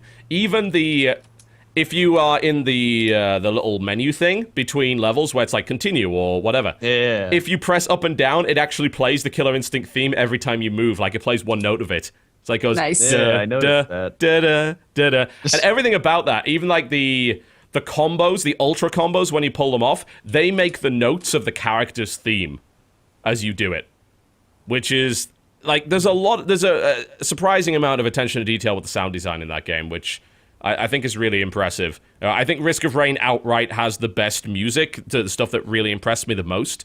And a huge shout out, by the way, goes to the composer of that, which is Chris Christa. This is a really hard name to pronounce. Chris Christodolo, I believe, is his name. And Christodolo. Yep, his music is phenomenal. It's all really, really good. But a couple of other games that really caught my ear. One is actually Metal Gear Rising. Because Platinum games generally have really fucking good music, but they're also a little bit weird. Like Bayonetta's soundtrack, for no apparent reason, breaks into Fly Me to the Moon, and there's no reason for that to be the case. Yeah. But it's kind of cool. And Wonderful 101 is the same. It's got this male choir singing about imaginary superheroes in the background for no reason at all. It's brilliant. But Metal Gear Rising actually has listenable music. Like, stuff that you would listen to in polite company, and people wouldn't give you weird looks and slowly inch away from. So definitely, Metal Gear Rising, and I'm really excited for that to come out on PC. That's apparently coming out any day now on PC. I hope they didn't fuck it up. I really do. And the last thing would not, in fact, be a game that came out this year, but an official set of remixes that came out this year, which was authorized by Square Enix and Eidos, and that was the Sonic Augmentation OC Remix album, which was Deus Ex. Like, remixes from Deus Ex and Deus Ex Human Revolution. Fucking brilliant. Like, almost there's one track on there which sucks. Everything else is just phenomenally good. So, in the game already is amazing music. Yes, so I assume the very much remixes so. are fantastic. They are. And they've got some of the original composers. Alexander Brandon comes back to help out. Some of my favorites, like Big Giant Circles and Zircon, are involved in it. So, yeah, if that was in a game, that would be my favorite soundtrack. But as it turns out, it is not. So there you go. For shame. Cool. Well, there you go. There's our best soundtrack. I would say, like, they're not really awards, they're kind of nominations. Let's pick a category. Dodger, pick a category. Best game that was the least game. Oh, that's easy. Wait, I gotta do this thing. Easy. Other category. Best game. That was the least game. I feel like you didn't really put too much effort into that one, Crendor. Like, Other category. Like, your performance has been slowly drifting since we began here. Like I said, Fired. I don't try. No. Non-content. Never. High quality non-content. Yep. Okay, best game, which was the least game. Go. All right, Jesse, go. I know what your answer's going to be. Beyond Two Souls. That's an Of easy course it answer. was. Yeah. The best least game? Easy. That's so easy. Here's the deal. There are other games that are leaster games. Yes. Oh no. Yes, but no. yeah, there are definitely other games that were leaster games, but were they the best game that was the leaster game? Oh, see, here's What is the happened. best of the leasters? Man, Stanley Parable was a very good least game, and that was That's even what I was going to say. That's that mine. was even Yeah. lesser. And I feel, and here's the thing, I feel that game, Stanley Parable, deserves all these awards this year have been given to Gone Home for best PC game or best indie game or like all this thing. Look, it's Gone Home. It's a nice perspective on things. It opens up conversations. It tells you a story you've never heard before. It is not the best anything, though. It is not the best anything. Stanley Parable is so much better, and it actually is entertaining. So, there. I said it. I'm sorry, everyone at Indie Static. I hate you now because you like Gone Home so much. Stanley Parable is far superior. That's all I'm saying. That's all I'm saying. But I'll stick with Beyond Two Souls. I'll stick with it. Okay, fair enough. I assume you beat Beyond Two Souls? Yeah. Were you satisfied with the ending? Are you kidding me? It's every David Cage ever made. It's all of his games. It's tell a story, 3/4 through. F it. Let's make some crazy shit happen. You probably would have been All right, happy I'm with in. like David Cage just like CGIing himself onto the screen like, hello, I'm David Cage and this is my game. Welcome to the end of the game. No, in Fahrenheit, the tutorial is David Cage teaching you how to play the game. It really is. He's already done that. Beautiful. Yeah, Well, he's damn. already ahead of me. He's a step ahead of me. Dodger. Oh, mine is Stanley Parable. Okay. I I was thought that expecting one of game- these weird romance games to come up for you, but No, I'm not sure when these romance games were made. They might be old. I don't know. But like if we're saying like a really good game, Stanley Parable is a fantastic game that really just like, I mean, you had some choices, but for the most part, like the game played itself around you and in ways that really highlighted what games are and the industry and like all of these different things. And I thought that it was a really interesting game, like really fascinating. Yeah. No, I was without spoiling too much. The game, I mean, it's kind of hard to spoil because it's all over the place. But the game, if you stick to what the narrator tells you to do, it is the most unfulfilling experience. Because when you finished, he's like, well, that's nice that you did that, but you missed all these other plot points that you probably want answers to. You might want to go back and do that. And so now you're going back and you're like, well, I'm definitely not going to listen to this asshole now. And you just explore. And the fact that he reacts to you, it's fantastic. I love that fact about the game because it's basically saying, like, you did everything that the game wanted you to do. You're an idiot. Why did you do that? Yeah. I was like, that's kind of awesome. It's pretty great. It's a game about games, and it's awesome. So also, when you get to the point where he asks you how to make the game better, and that if you follow that, I don't know if you've ever experienced that, Dodger. If you say that you don't like you can keep not liking his game that he's made for you. If you do that, he's like, well, how can we make this game better? And that path is the funniest thing I've ever experienced in a video game ever. It's amazing. Incredible. the dialogue of the narrator is spot on in that game. It's so good. Every time the narrator was talking, I was like, yay. You go onto the forums and complain. Is that part of the game? You gotta make the game better. No, when you get to how to make a game better, it brings up a thing that's like, would you rate this 1 through 5? And there's like an entire list of, and then based on your responses, it's like, I've created an even better game. I'm not going to spoil it for you, but it's hilarious, the game he makes. It's one of the funniest things. Mwah. Brill. It's really, really great. Brilliant.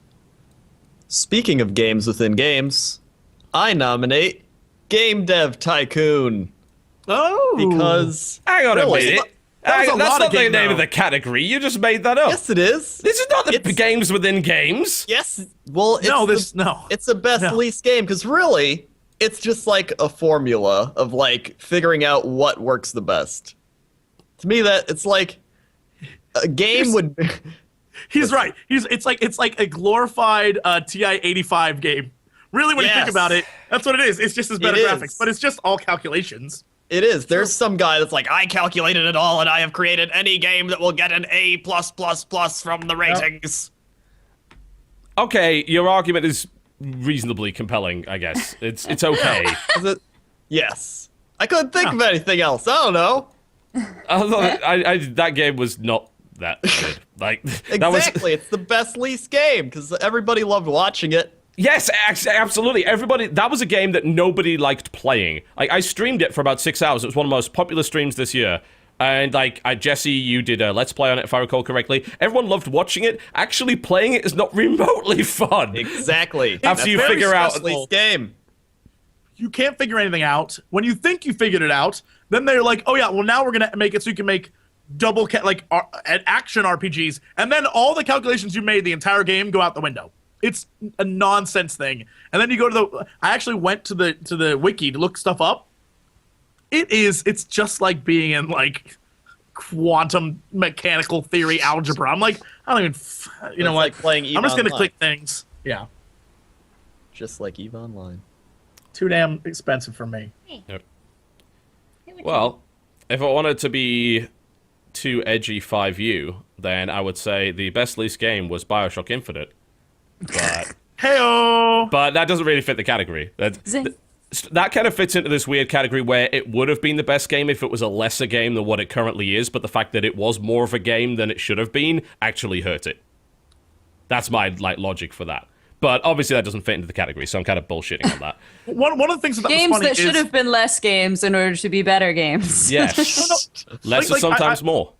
Having played enough of BioShock I finally understand the game I think is fantastic. I like almost everything about it, but the fact that some people are calling it the best shooter of the year, that's bullshit. There's no way. There are other games that are shooters that are much more I'm sorry, better. the best shooter of the year is fucking Shadow Warrior. Like, without a shadow of a doubt, it is Shadow Warrior.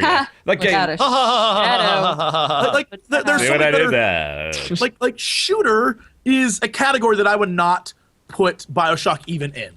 I wouldn't call it that because the shooting mechanics of that game quite literally hold everything else back. Like, it is worse for being a shooter than it would be for being another genre. Yeah, I don't know that. I don't want to give away one of my other answers, but I would say even Metro Last Light was a fantastic shooter compared to BioShock. But Metro Last Light was actually a fantastic shooter, though. Yeah. It wasn't like I wouldn't call it like the best shooter, like in terms of its mechanics, but it was a phenomenally good shooter. Yeah, compared to BioShock, there's so many things that are better shooters. It's just because BioShock's story, and you can't give a game best shooter based on its story. Oh God, blows my mind. Like for once, I actually agree with what Jesse has to say. It's kind of a weird experience for me, but it was actually someone on my subreddit. I think it was a couple of days ago, and obviously I'm not calling this guy out or anything. He had a perfectly valid point, but he was saying, oh yeah, BioShock was good, and I really enjoyed the story. And I said, look, you know what the most important thing to me is in a first-person shooter? The first-person shooting. That bit's pretty important. Otherwise, why be an FPS? Why not be another genre? You know? The story's fantastic. It may even, I mean, I don't know yet. I don't have my Game of the Year thing marked down, but it may be one of my favorite games of the year just because of the story alone. But even I wouldn't say it deserves Best Shooter. No, it doesn't. Give it something like best art design, because the art design in that game is phenomenal. The world they built is just amazing to look at. Not only is it graphically impressive from a technological standpoint, but it is just beautiful in the way that they've realized everything. But it's not the best shooter. Not even fucking close. Anyway, back to the topic, I suppose. The best game that was the least game for me... Mm-hmm. I'm going to have to kind of be boring, I think, and just jump on Stanley Parable. And, because it was an experience I genuinely enjoyed, but was barely considered a game. I think the only thing that I would be a runner-up to that would actually be Wolf Among Us. Because let's be entirely honest here, how much of a game really is that? I mean, it's a point and click. It's a standard point and click. I think I did discuss it in the actual video where I said it is a game. There are failure states. There are consequences to stuff that happen. Like, that distinguishes it from the idea of a virtual installation, like say Dear Esther, where there are no consequences to anything. You are basically just pressing forward. But you and your own mind are not necessary for the game to be different at all. Exactly. But when it comes to The Wolf Among Us, I think that there are bare minimum mechanics in that game. And it gets by because it doesn't need to be any more complicated than it is. You could make a game with a full-on combat system with that and RPG elements, but Wolf Among Us, in my opinion, is perfectly fine the way that it is. And it's still an enjoyable experience, even though there's not much game there. So I think maybe if I were not to pick Stanley Parable, which is the obvious one, I'd actually say Wolf Among Us for that category. Farming Simulator 2013. That's actually a game. Worse. That's a legitimate simulator. Game. But it's a simulator. Do you not know what you are right now? Do you not know what's happening? This category is confusing. Let's move on. There we go. That category is done. The category is done. Oh, goodness. Oh, my God. All right. Crendor, your pick. Let's do biggest disappointment. Hey, biggest disappointment. Okay. This is easy. I'll go first. Rome 2. Total War. All right. Okay. Because I'd love to show you footage of that, but Sega is so happy, so let's not do that. Continue. I loved the first Rome Total War, and I loved Medieval Total War 2, and really that was the last game I think I liked from them. Well, actually, Shogun 2 was good. Shogun 2 was pretty good after they patched it. Yeah, but Rome 2 was like the big game. Everyone's like, oh, we all like Rome Total War. This is going to be awesome. It'll just be improvements on that game. And then it was rushed and it was buggy and it was DLC they were trying to push and make money off of. And it was just like a big fail. Hullabaloo. A big fail. And it was disappointing. Yeah, That's pretty hard to disagree with. Like, yeah, that disappointed a hell of a lot of people. It came out, it was a buggy mess. It's still a buggy mess. It's got fundamental design decisions that people disagree with heartily. They tried to make the battles faster, which no one ever fucking asked for. The AI is still dumb. Yeah, it's a, and they have the audacity to release DLC for it. Just go buy Rome Total War for like $5. Yeah. It's worth. Or buy like Medieval 2. There's some really good mods for Medieval 2 that include, I think there's a Zelda mod, which is like a full-on Hyrule war thing. Oh, that's awesome. There's a really good Lord of the Rings one. Those games are still good. Yeah. And Shogun 2, which is still great. The Shogun 2 is a fucking good game. It still has some problems, but it's a good game. I guess that could also fit into the biggest example of how terrible gaming has become. Well, we'll talk about that when we come to it. Stop subverting my show, Crendor. Aha! You're a horrible human being. Ha-cha-cha-cha-cha. Just like how I took over the Blood Bowl League with amazing characters. Dodger, your biggest disappointment. Probably Machine for Pigs Okay. was a pretty big disappointment. because Explain that. It wasn't scary. It was so. It was. Great game. That was easy. Like it was so. It was too much Chinese room. Too much Chinese room going on in there, and That's very racist. It just wasn't a scary game, and I think at the very it's disappointing because it isn't what anybody wanted out of an Amnesia sequel, right? Okay. Or something within the Amnesia world. It was different and not in a way that was appreciated. So. That sounds good. Did you beat it?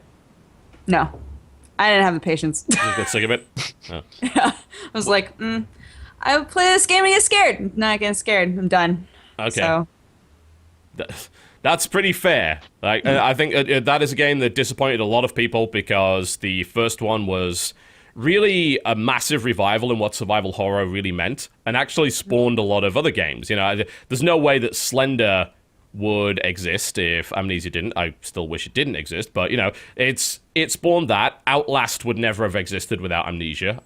And Outlast, I think, for a lot of people was actually a big surprise this year because it came out around the same time as Amnesia.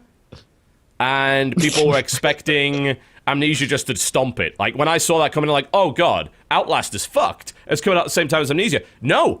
Outlast, by the looks of it, outsold it. Outlast outsold Amnesia Machine for Pigs. It outlasted it. Ah!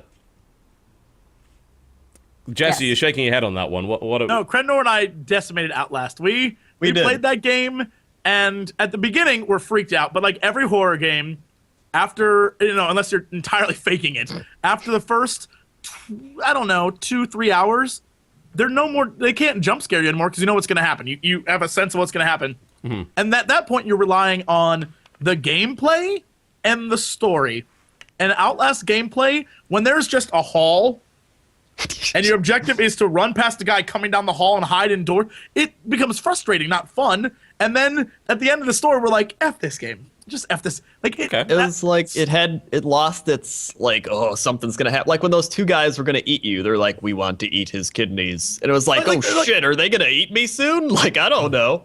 And here's the thing: there was never a payoff with those. There are two characters in the entire game who are like, you first meet them, there's bare ass snake, and they're like, we're gonna eat him, and he's like, I want his liver, and they stalk you the entire game, and it's great. Yeah. And there's no payoff with those characters at all. Oh. Like, it's really disappointing, and Sounds disappointing. Yeah. there's a lot in the game that where like all you do is run past them, and you're like, oh, that's it.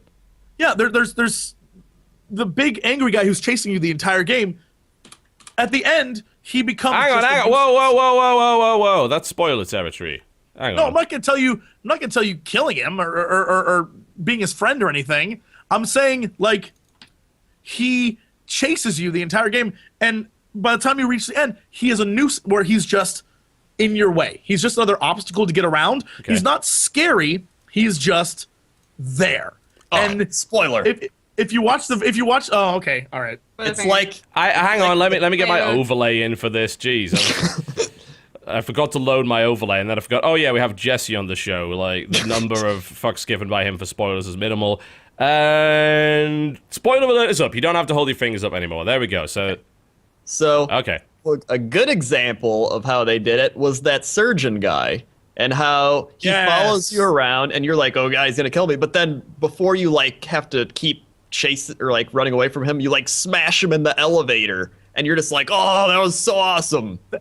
And keep the spoiler thing up. That's one of the best parts about the game is because, and that's in the first couple hours, because the first couple hours of the game are very frightening. I was like, oh shit, like Crendor and I were like, there's legitimate moments in the videos where we're like, oh shit, and there's two of us in the same room together, right? But after the surgeon part, when you meet the guy, because he mutilates you, and then like you really feel fear from this guy because he is basically murdering crazy. your character, and he stalks you, and that's frightening. But as the game progresses, the main big ugly bad guy who's chasing you the entire time becomes less of a he's stalking you in the dark and more of you see him all the time and he's always in your way and you need to get past him. And they use that mechanic every single time you have to get down a hall. So you have to run and hide in a door. You have to wait. And then you have to hear him walk by. Then you run out. And half the time, he stops right in front of the door. So when you open it, it's like, okay, first time you scared me. Second time you open it again, he's right there. And you're like, what? It was so so aggravating. It's like they got lazy at that point. We're just like, just keep putting them in there. I feel like that's the problem. Is that just a problem with horror games in general? That's what I was going to say. A lot of horror games, they get lazy in the end. And that's the thing that I loved the most about Dead Space 1 is they never got lazy in that game. In Dead Space 1, they even at the last minute of that game, they were like, "Gotcha, bitch!" Like they never got lazy in that game.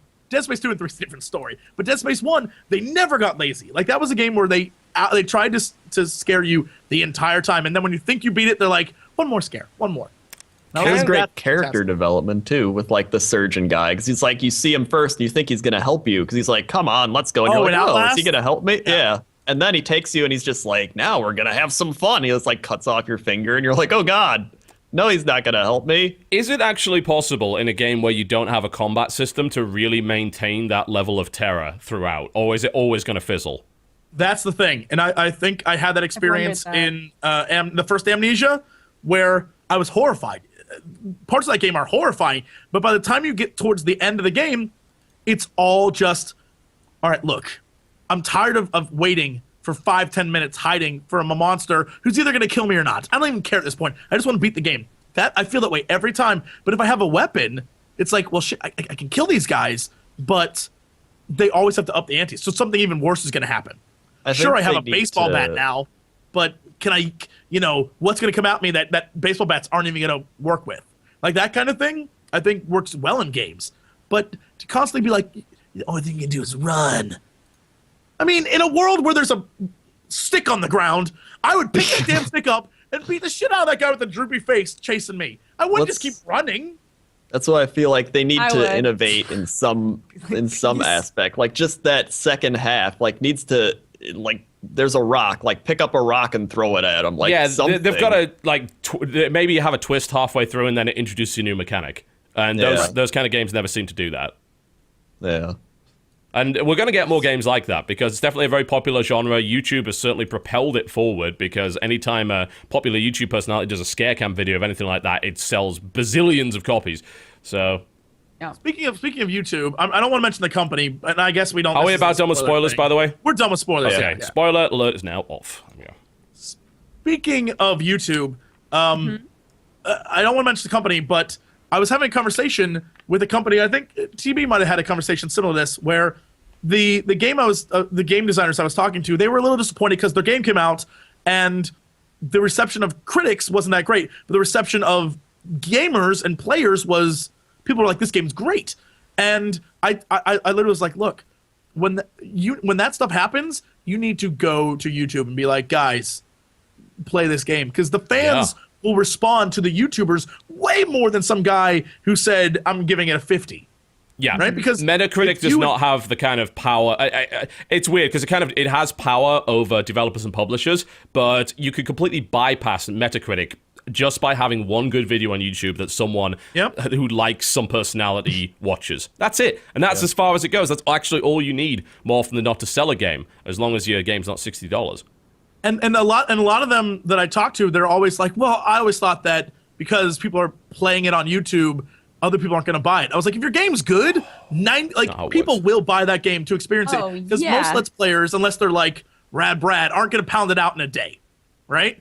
Like they're not going to blow through it. And so most people will see 2 or 3 videos and be like, you know what, F it, I want to play this game. There's now. always a And they'll massive do it. drop off, That isn't always there? happens, I mean, yeah. Jesse, you've noticed this, and like any search, if Always. you look through it, there's always a massive drop off. The first episode gets a lot of views, then it goes, Yep. and then it Yep. kind of stabilizes. And these are the hardcore guys. These are the only hardcore guys that are watching it. And then usually at like the end, maybe it spikes up because people are like, oh yeah, I missed that. Let's just have a look at the ending. That's the way it always is, yeah. Yeah. And that's why Brad does it so quickly. Is because he, like everyone else, knows The faster interest you get 'em out, drops the off more people- really fast, yeah.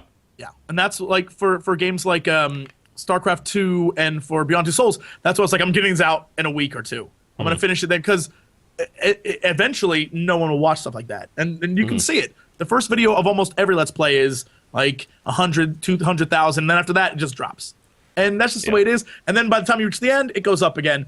But Yeah. So, and I mean, That's- you know, any of that argument that keeps getting brought out, and I know we've kind of gone off topic here, but this is kind of important, yeah, so I guess we'll just kind of cap it, is that, look, the argument that people make that, oh, well, you play games on YouTube, so people won't buy the game. Look at every single trend fucking ever, you know, in those Let's Plays, and tell me that that can possibly be true if the majority of people are not watching past the first episode.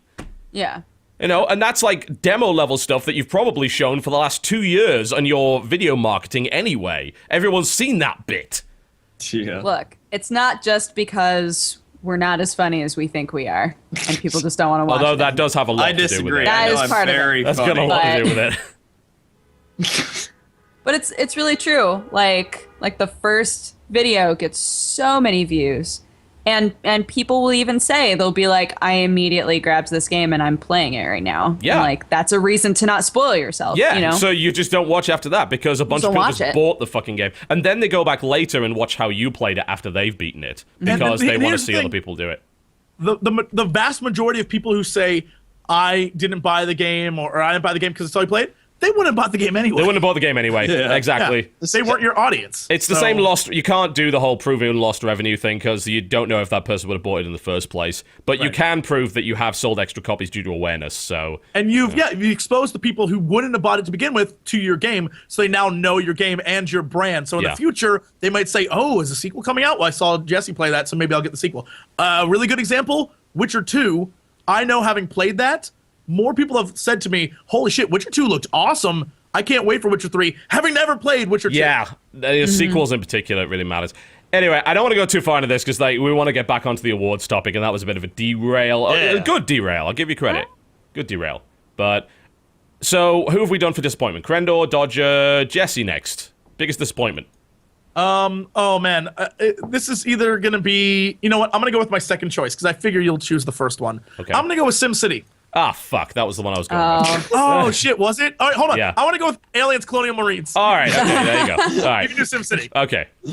Colonial Marines was all hype, no game. It was garbage, and that's Yeah. the best. That's the best thing I can say about it. And so, if you want a really good example, go watch Joe's video because that sums He that rips it game to up pieces. real good. Yeah.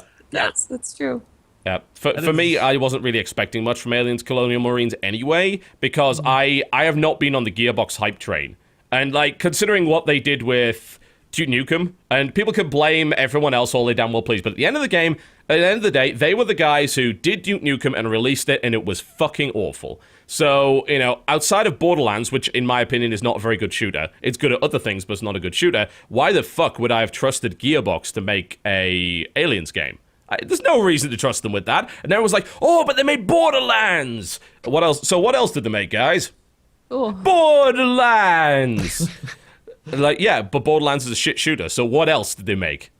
Right. And then, like, of course, nobody remembers Brothers in Arms, which was actually pretty good. But yeah, so I didn't expect anything out of Aliens Colonial Marines, but I know a lot of people did, and it was bullshit.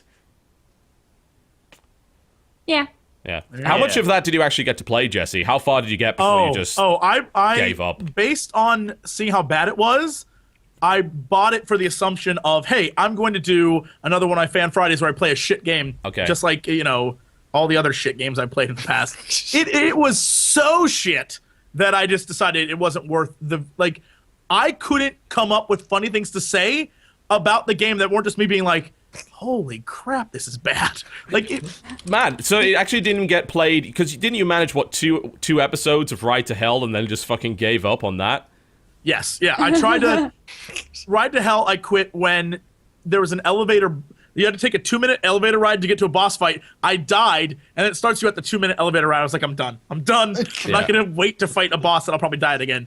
This was the aliens didn't even notice your existence, and so you could just walk right by them. And there were levels that were so dark, I didn't know there were aliens next to me, but they didn't attack me. I just kept going, and then looking at the footage, I was like, oh, I'm gonna get eaten alive because people are gonna be like, "There's aliens next to you, dummy." It's not my fault. They just sat there like. They obviously couldn't see. They had vision impairments. It's like I'm not even gonna bother. This is garbage. AI is not something they bothered to put into that game. So. Yeah. All right, that is definitely a fair pick. I'd love to show you footage, but again, published by Sega, they'll probably sue me. No. So mine is SimCity. Woo, let's talk about SimCity! Yay! No. Oh, God. SimCity was the biggest fucking bait and switch that I've ever played, I think.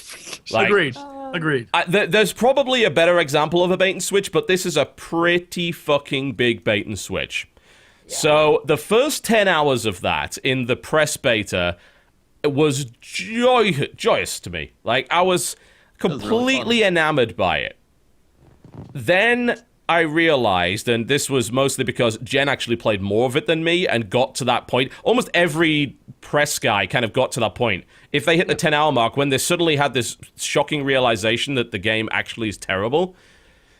And Jen got to that before me, which is actually why I had her on the video, because there was something in the back of my mind as I was playing that was like, something doesn't feel right. Yeah, right? I'm being taken away by this, and I'm like, oh, I'm building my city, and look at how my city grows, and all this stuff. And then I'm just like, something doesn't feel right. And I brought Jen on the show because of that, and she outlaid a bunch of massive problems that game had. And that wasn't even the tip of the iceberg. Yeah, we nailed some good problems with it. There was already some questionable decisions, like the online-only mode and all that terrible stuff. And then it became even more obvious as people got the game and broke it down that the simulation was an absolute facade. Like, it was a lie. The entire game is based on a lie. Sims don't have homes. They just go to the nearest house. Yeah? That's how the traffic system works. They don't have jobs. They go to the nearest job. Like, there is no actual simulation going on. There was the incident that someone made a 100% happy city with no power, no roads, no electricity, no water, because that sim was so fucking broken that they found a way to make that happen. These are guys that did not respond to the criticisms leading up to the game or the criticisms after the game was released. We were already complaining about the city size. Forever. Like, we've complained about the city size. And it turned out to be exactly the problem with it. You know, the cities are too small. You can't do anything with it. Every city ends up being the fucking same. And the simulation is a lie. I mean, that's the biggest thing that when Crendor and I played through it, you do have the exact same feeling of the first couple hours are fantastic because you have room to grow and you can make it how you want. Eventually, every single time, it's not just like once or twice if you badly plan, it's every single time. Even if you plan perfectly, you reach a point where you have too little power, you have too little like places to dump trash or whatever, and you can't ever expand. So you have to tear down stuff to build things to fix your town, but by doing the tearing down, you're destroying your town enough that it ruins something else. So at that point, it just becomes you're just plugging holes in your ship as you sink. And every single time, if you look at maps of giant areas with all little towns, every single time you join one, half of them are abandoned. And they're huge, but people just give up. No one ever tries to fix it because eventually it becomes impossible. And you're just plugging holes the entire time. And it's like, that's not fun. That's maintenance on a shitty town that you're like, I'll start over. And you think, this time, maybe I'll make a casino town. Same damn problem. Like, maybe I'll make a coal town. Same damn problem. Every single time. And there's no solution to it. It's every single time.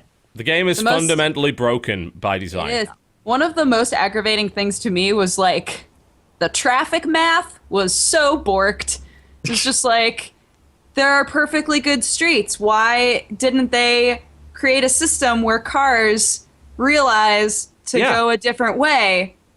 But no, they all take they're the all shortest on the route. exact same Yeah. street. And I'm just like, that doesn't make any sense. I In a have all these world abandoned where streets GPS and everywhere. Google Maps do not exist. And my and God. what's even more insane is that you would think that there would be some sort of algorithm where the more shops or the more industry or businesses that are in certain areas would drive more traffic to it. So I made like multiple areas where shops were, so people would go different directions. They literally just still go straight. If they can get out of town in one straight direction, they go straight. And there's a traffic jam, and then the other people are like, no one comes to our shops. Like, what? I built the Apparently- biggest, best roads. Apparently it's been fixed, but I haven't played it since they were like, we fixed the road I haven't stuff. been able to play it since I tried to download it because I was bored one day. I was like, I'll see what's up. Tried to download it and said, this code isn't valid. Like, what? Another instance where you're better off just going and buying SimCity 4, an older game, where you can actually play it offline as well. Whoa, nonsense. Yeah. Oh, goodness. Biggest disappointment. There you go. That's biggest disappointment. Let's take a short break and then we'll finish up the rest, shall we? You're currently watching the Co-optional Podcast. We have more categories to go. We'll be right back. And that's when I told him, you need to get out of the pantry because otherwise you're going to eat all the fish, and I want my fish. I mean, right? Yeah. I can't believe he did that. I can't believe he has all that YouTube money too. So rude. I know. Right? You figure for someone who's so internet famous, he would have a little class. He would know what's up. It's like you got to know the difference between the importance of a codfish and the importance of a swordfish. I mean, and he doesn't even know.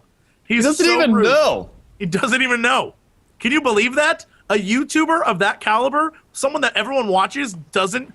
It's so rude. So rude. Pisses me off. Why is it that we're talking about Toby Turner again? What's going on here? Oh, you can't. You ruined the joke by putting a name.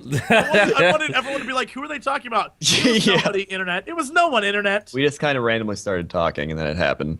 Now I'm everyone's the, going to be I'm like, the anti-joke man. That's what I do. hate I Toby come to Turner. ruin your existence. So, I'm going to ruin your existence with my topic. Okay. Biggest example of how terrible gaming has become. Category. And for this one, you basically have to pick a game that represents this idea. easy. I got it. All right. All right, you ready? Go. Jesse, go. From the bowels, the depths, the maw of hell. Final Fantasy All the Bravest. Oh. All right. Okay, let's hear it. It is a game where you fight Final Fantasy battles just by going like this. And they have the audacity to charge you a ton of money for that privilege. And then to buy additional characters to play with that privilege of spending money on this awful game where you just go like this. And then in order to collect all the characters, oh, by the way, the characters you buy are random. You don't get to pick which characters you buy, so you always have to keep spending money to get additional characters for your team and just go like this. There's no fun there. That is an insult to the memory of Final Fantasy. Oh, I need to get back to making my game. I am the guardian of the memory of Final Fantasy at this point, and you're destroying it.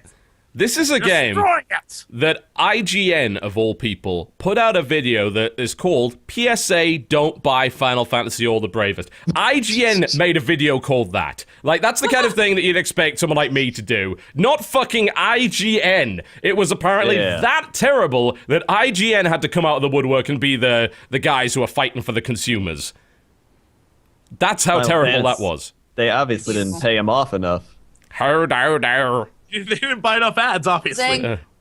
No, I mean, just think of the concept of that. You're paying money for a game, then you're paying money to add characters to the game, characters that you really want to play. When you get the game originally, you don't get characters that you want, so then you're spending more money, but you are randomized about the characters you get. It's like those, I don't know, hero Capsule clicks toys? or whatever those.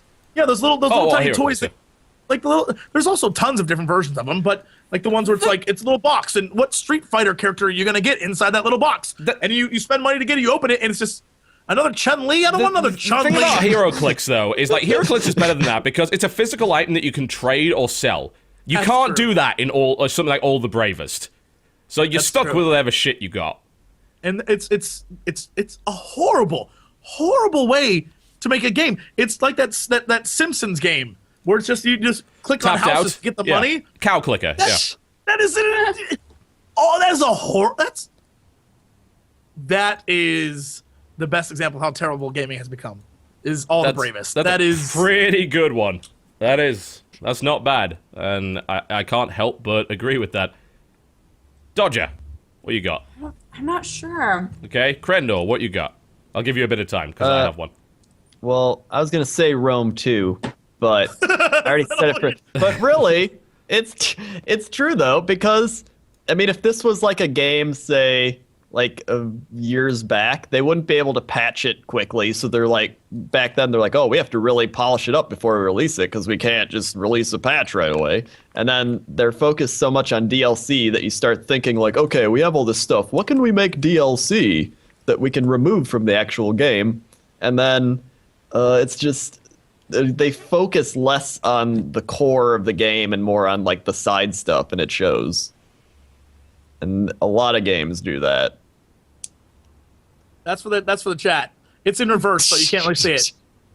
Viper and Jury only. Sorry, Chun-Li. Ain't no one got time for that. Or I could also nominate all those games that do the pre-order bonuses, where it's buy Every last one of them. Yep. Or get super early alpha access for full price.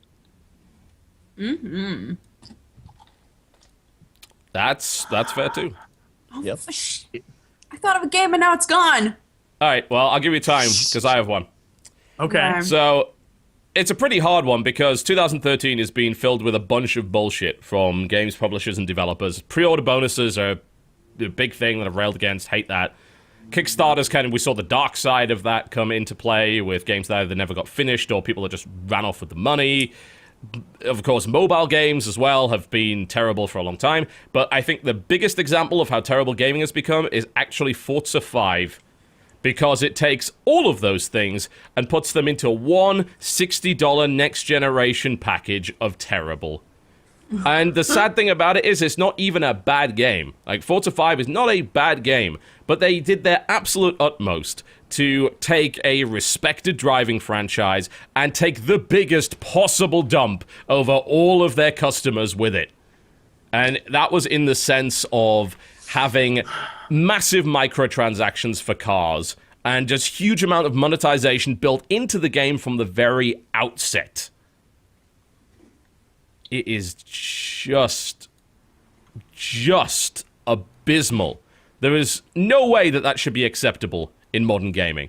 Not even close. That should not be a thing. But it is. Apparently that is acceptable. Because it's pervasive. It's within an awful lot of the Xbox One stuff. It's in GTA. It's in Gran Turismo 6, and they defended that. There's like $130 car in that game, as ludicrous as it sounds. And they say, "Oh, well, it's just a shortcut." You should never be thinking that way, because you, as a company, I cannot trust you not to alter your game to make things a bit different, to actually make the grind longer. You should never be designing a game around the grind. You should never have those things. Yeah. But Forza 5 encapsulates that in a nutshell. And, as much as it seems like they fixed a lot of the bullshit that the Xbox One has, that monetization snuck in. And I think that's only going to get worse unless people take a big stand to it. Forza 5. It's not about the gameplay. It's about the car porn. You just don't get it.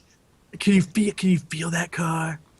I'll never forget that man. I'll never forget him. Best part of any announcement ever. He's like, oh yeah, feel the leather behind the seats. Like, holy crap, this guy is a little He's got excited. some serious car fetish shit.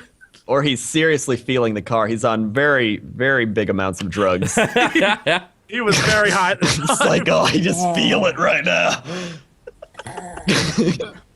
Yeah. Dodger, we're waiting on you. Oh, I got a game for you, Dodger. Say Gary's Incident. No, you were never expecting anything like that to begin with. That can't be it. That's true. No, that's not the biggest example of how terrible gaming has become. Like, that was a really shitty thing for the devs to do, game, but it's like, it's just a shit game. It's like, Ride to Hell is not a biggest example of that either. Bad games have come out every year since the dawn of time. Like, Ride to Hell is not a worse game than E.T. on the Atari 2600. Yeah. It might be the worst game to come out this year, but it's not that example. You know what was kind of depressing to me? Cookie Clicker got a lot of press. Why? I loved Cookie Clicker. I got to No, like 4 stop it, billion Crendor. cookies. And I had like so many grandmas. So many grandmas. My answer is Cookie Clicker Okay. because that game was BS. All of these different websites wrote articles about Cookie Clicker. It's a game where you show up and you click the cookie. And then eventually different text pops up. You don't know when, how many times you gotta click the cookie before something different happens in the story. Pissed me off. You don't even have to click That the cookie. doesn't You need just get coverage. to a point where your automated things generate the cookies, and then you just buy more automated things to generate more cookies. And that's what's addicting. And then after a week of doing that, you're like, I don't care anymore. What an example of terrible gaming. You know what? I enjoyed that more than a lot of games that I've played. I would endorse Cookie Clicker. Oh, God. I endorse an expansion pack. Thanks to Nerd Cubed for this rather bizarre footage of Cookie Clicker, by the way. Very much appreciated. Oh There's my just God. something that's you get so many cookies and you're just so happy. I don't even know what's happening right now. I can't even figure it out. And like, yeah, you get milk, but I don't even know what the milk is. It like turns red. It becomes like red milk, like that Nestle red milk they sold once. I don't know what it was. I saw it in the store. Is No, Cookie look. Clicker a parody? I don't know. I mean, I could it probably yeah. ripped off something. I guarantee it did. No, I Fortune mean, Cookie Clicker. it feels like it's making fun of, like, that sort of game, right? We make fortune cookie What? clicker. Every so many cookies, you get a fortune. Bam. I don't know And they're if always this... generic. This is ridiculous. Yeah. There are parodies of Cookie Clicker. There are There are actual cookies in parodies your of future. Cookie Clicker. Has somebody made Nookie Clicker yet? I'm just I bet curious. there's no fortune cookie clicker though. I'm looking You for should. it. You should. Oh, I Nookie. bet that will not get on iTunes. No. I don't know. I actually do not know whether or not Cookie Clicker is a parody game. There is no discernible evidence that I can find. But there is an Attack on Cookie Clicker opening credits parody. Da da da da da da da da da. Yes. I'm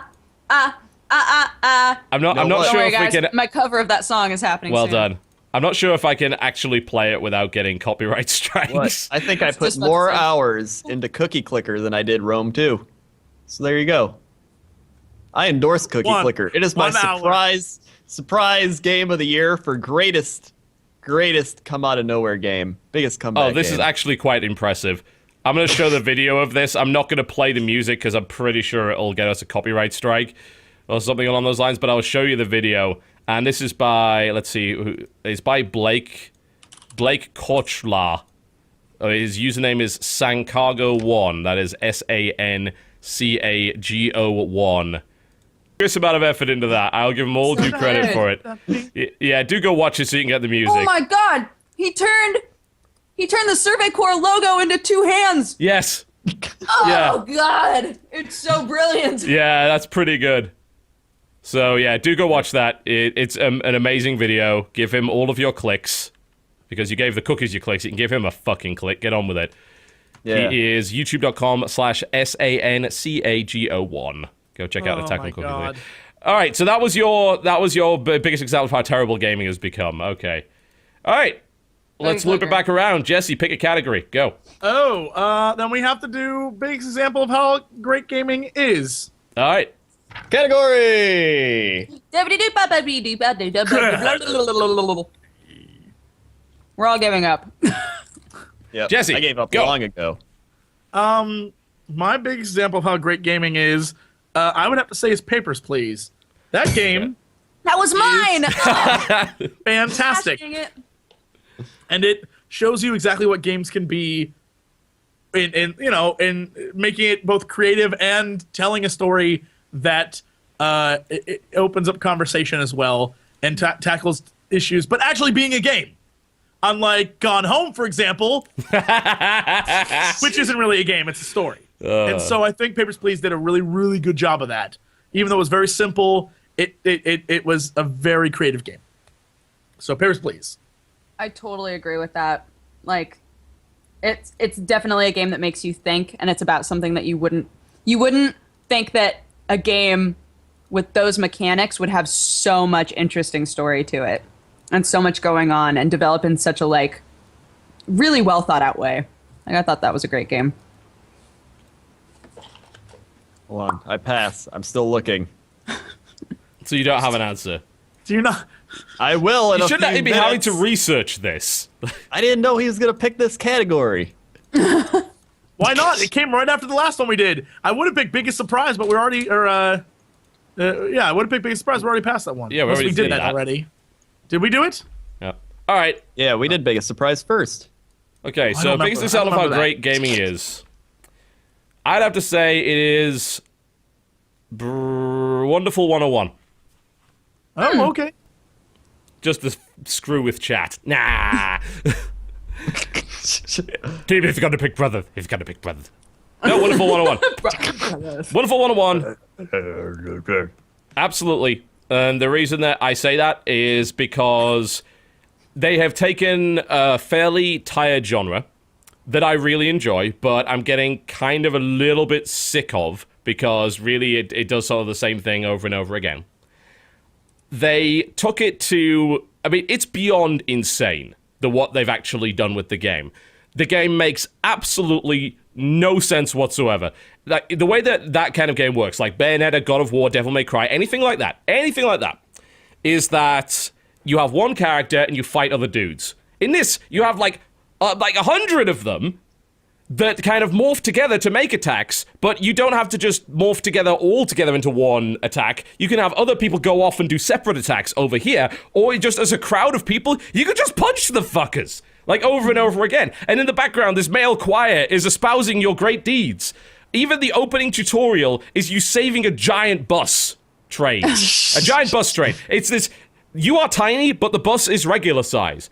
And all these school children are on it for no reason. And there's choral music going on in the background. And you must defend it from aliens.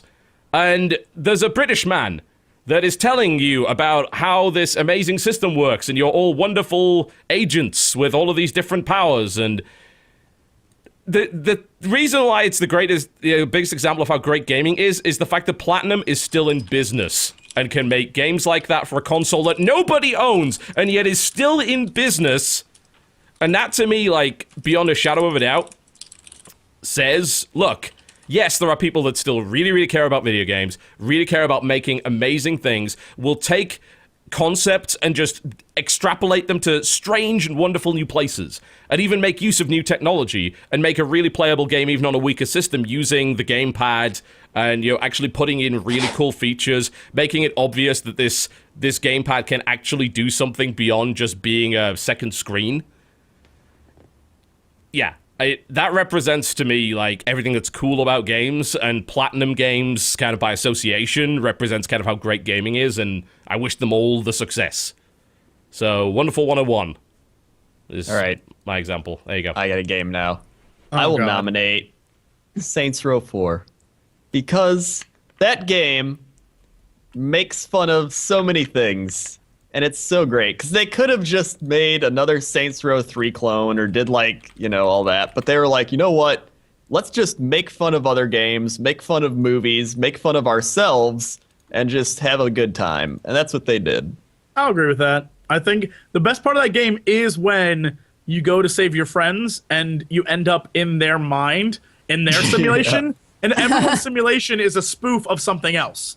And so you have everything from side scrollers to movie spoofs to all sorts of great things. I think that's the best part of it. Like, you're right. I think I like that part about it.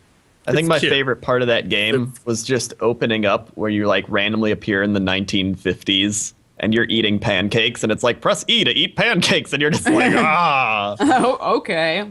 Like, you could tell they just had fun making the game. Just like, oh, what if we did this and just threw it in there? Like, yeah, that's cool. And it wasn't like, this is going to offend the demographic of this, and this is going to not make a good... Like, they were just like, we'll put it in. And the fact that they took, like, one of the silliest things is that they like, we're going to get Keith David to be in this game. And then one of the things in Keith David's mind is they live. And so it's him fighting Roddy Piper. If you've never seen that movie, you have no clue what the hell's going on. You're like, what is this? And it's an exact, like, spoof of that film, using the exact same lines. It's amazing. I was like, this is a ridiculous video game. It's It's one of those things that I truly enjoy, and I hear that, pray tell, that there is a Christmas DLC that Crendor and I might have to play. Yeah, apparently there is. Wink. The coolest thing about that game, aside from the fact that it just throws all caution to the wind, is that it actually, even though it's just dumb as shit, it actually has points to make. One of the biggest things that caught me was the romance system in the game. Yeah. It's just literally, want to fuck? Yeah, done. It's a complete mockery. And some guys don't. And they never will. And it's a complete Keith David's mockery. Nope. Sign his book. It's a complete mockery of how most games deal with romance and relationships, in the dumbest 10-year-old way possible. The way that these games deal with it is that you basically earn points with a person. And once you get past a point threshold, that's when they open their legs for you. And that's bullshit in such a puerile way. The irony of it is that Saints Row dealt with romance in a more mature way than any of these other games did, because the way that they dealt with it was so fucking puerile and ridiculous and frankly insulting that this kind of had to come around and just riff on it and say, look at how dumb you all are. It's a dumb game that makes fun of dumber games that are pretending not to be dumb games. And I'm glad it became that. A lot of people are like, I'll never forget one of the comments during the first trailer. Some guy was like, this game is shit, man. It ain't got nothing on GTA. I was like, good. Because Grand Theft Auto progressively gets more and more, it wants to be, the storytelling device for video games. We're going to tell you the best story and the best game. We're going to change your lives, man.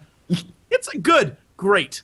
But sometimes you want to play games where you don't have to deal with real life. When we were talking about SimCity, I got a few comments on Twitter that were like, in real life, cities grow only so big, and then you have to keep plugging holes. It's a realistic sim. And I was like, I don't want to be realistic sometimes. I want to go into a world and kick people in the nuts and watch them fly away. That to me is amazing. That's what I want in life sometimes. It's not too hard to ask for. And SimCity fills SimCity. Lol. No, it doesn't. Fills the role of that. I want people to not live in real houses and not go to real jobs and drive the same way every day. That's what I want. Sometimes I just don't want real life that's sensible and works. But Saints Row, I think, fulfills something that a lot of gamers enjoy, which is absurdity. And I think that's why Stanley Parable did so well, is it's an absurd game. It's borderline insane. And I think that's what people need. Because the more games get serious and more people are like, we have to tell a serious story and we have to really emotionally connect to people, the more we see of that, the less people are willing to jump on board that. There's only you can only get so damn serious in a video game before you're all right, guys, this is what you're trying to do. Yeah, it's still a game. And this is one of the problems that I had with a game like Bioshock Infinite or with Tomb Raider and things like that. And Jim Sterling is going to be watching this show and it's like, oh, you're one of those guys that said ludonarrative dissonance. No, actually, I don't like that term in particular. It just really comes down to the idea that you're trying to be super serious and yet I'm literally slaughtering thousands of people in a way that would never actually happen. And it's not ludonarrative dissonance, it's just fucking suspension of disbelief. It's really as simple as that. The more serious you get, the less of that bullshit I can tolerate before my mind just says, this is dumb. What am I even doing right now? It's becoming like real life gangster simulator 2014. But it's not. Grand Theft Auto is I love that they start to take themselves seriously with 4 and they start to get really serious. And I sure, it might not be for the best overall gameplay experiences. I like being silly, but you can only get so serious when if I go and murder a bunch of people and I have a 5-star rating where I'm trying to get away, if I escape, that's not real life. Spoiler, if you have the army after you, that's not real life. They will hunt your ass down forever. I would like realistic jail scenarios where I go to jail and have to sit there for hours upon hours. There was in LA over the last year, there was a guy who went it was a former cop, I think. He went crazy and started gunning down cops and families, and he went on the run and hid in a cabin and stuff. The police burnt the cabin down with the guy inside. They were like, no, we're not even gonna wait for him. Light that shit on fire. That's real life.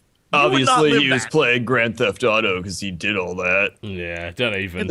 It couldn't have been that he was a violent person, so he enjoyed violent games. crazy, That would be stupid. All right. Oh, whoa, rabbit hole. Let's stop ourselves from going down that and try and finish our little award thing. Rabbit hole. By the way, I enjoyed that segment with Dodger right there, where she looked like she was staring off like this. Then she like saw a fly, and the fly was like, "Oh," and then you were like that, and then you sneezed. It was like it's like art. I see. She's like a cat. She's like a. Yep.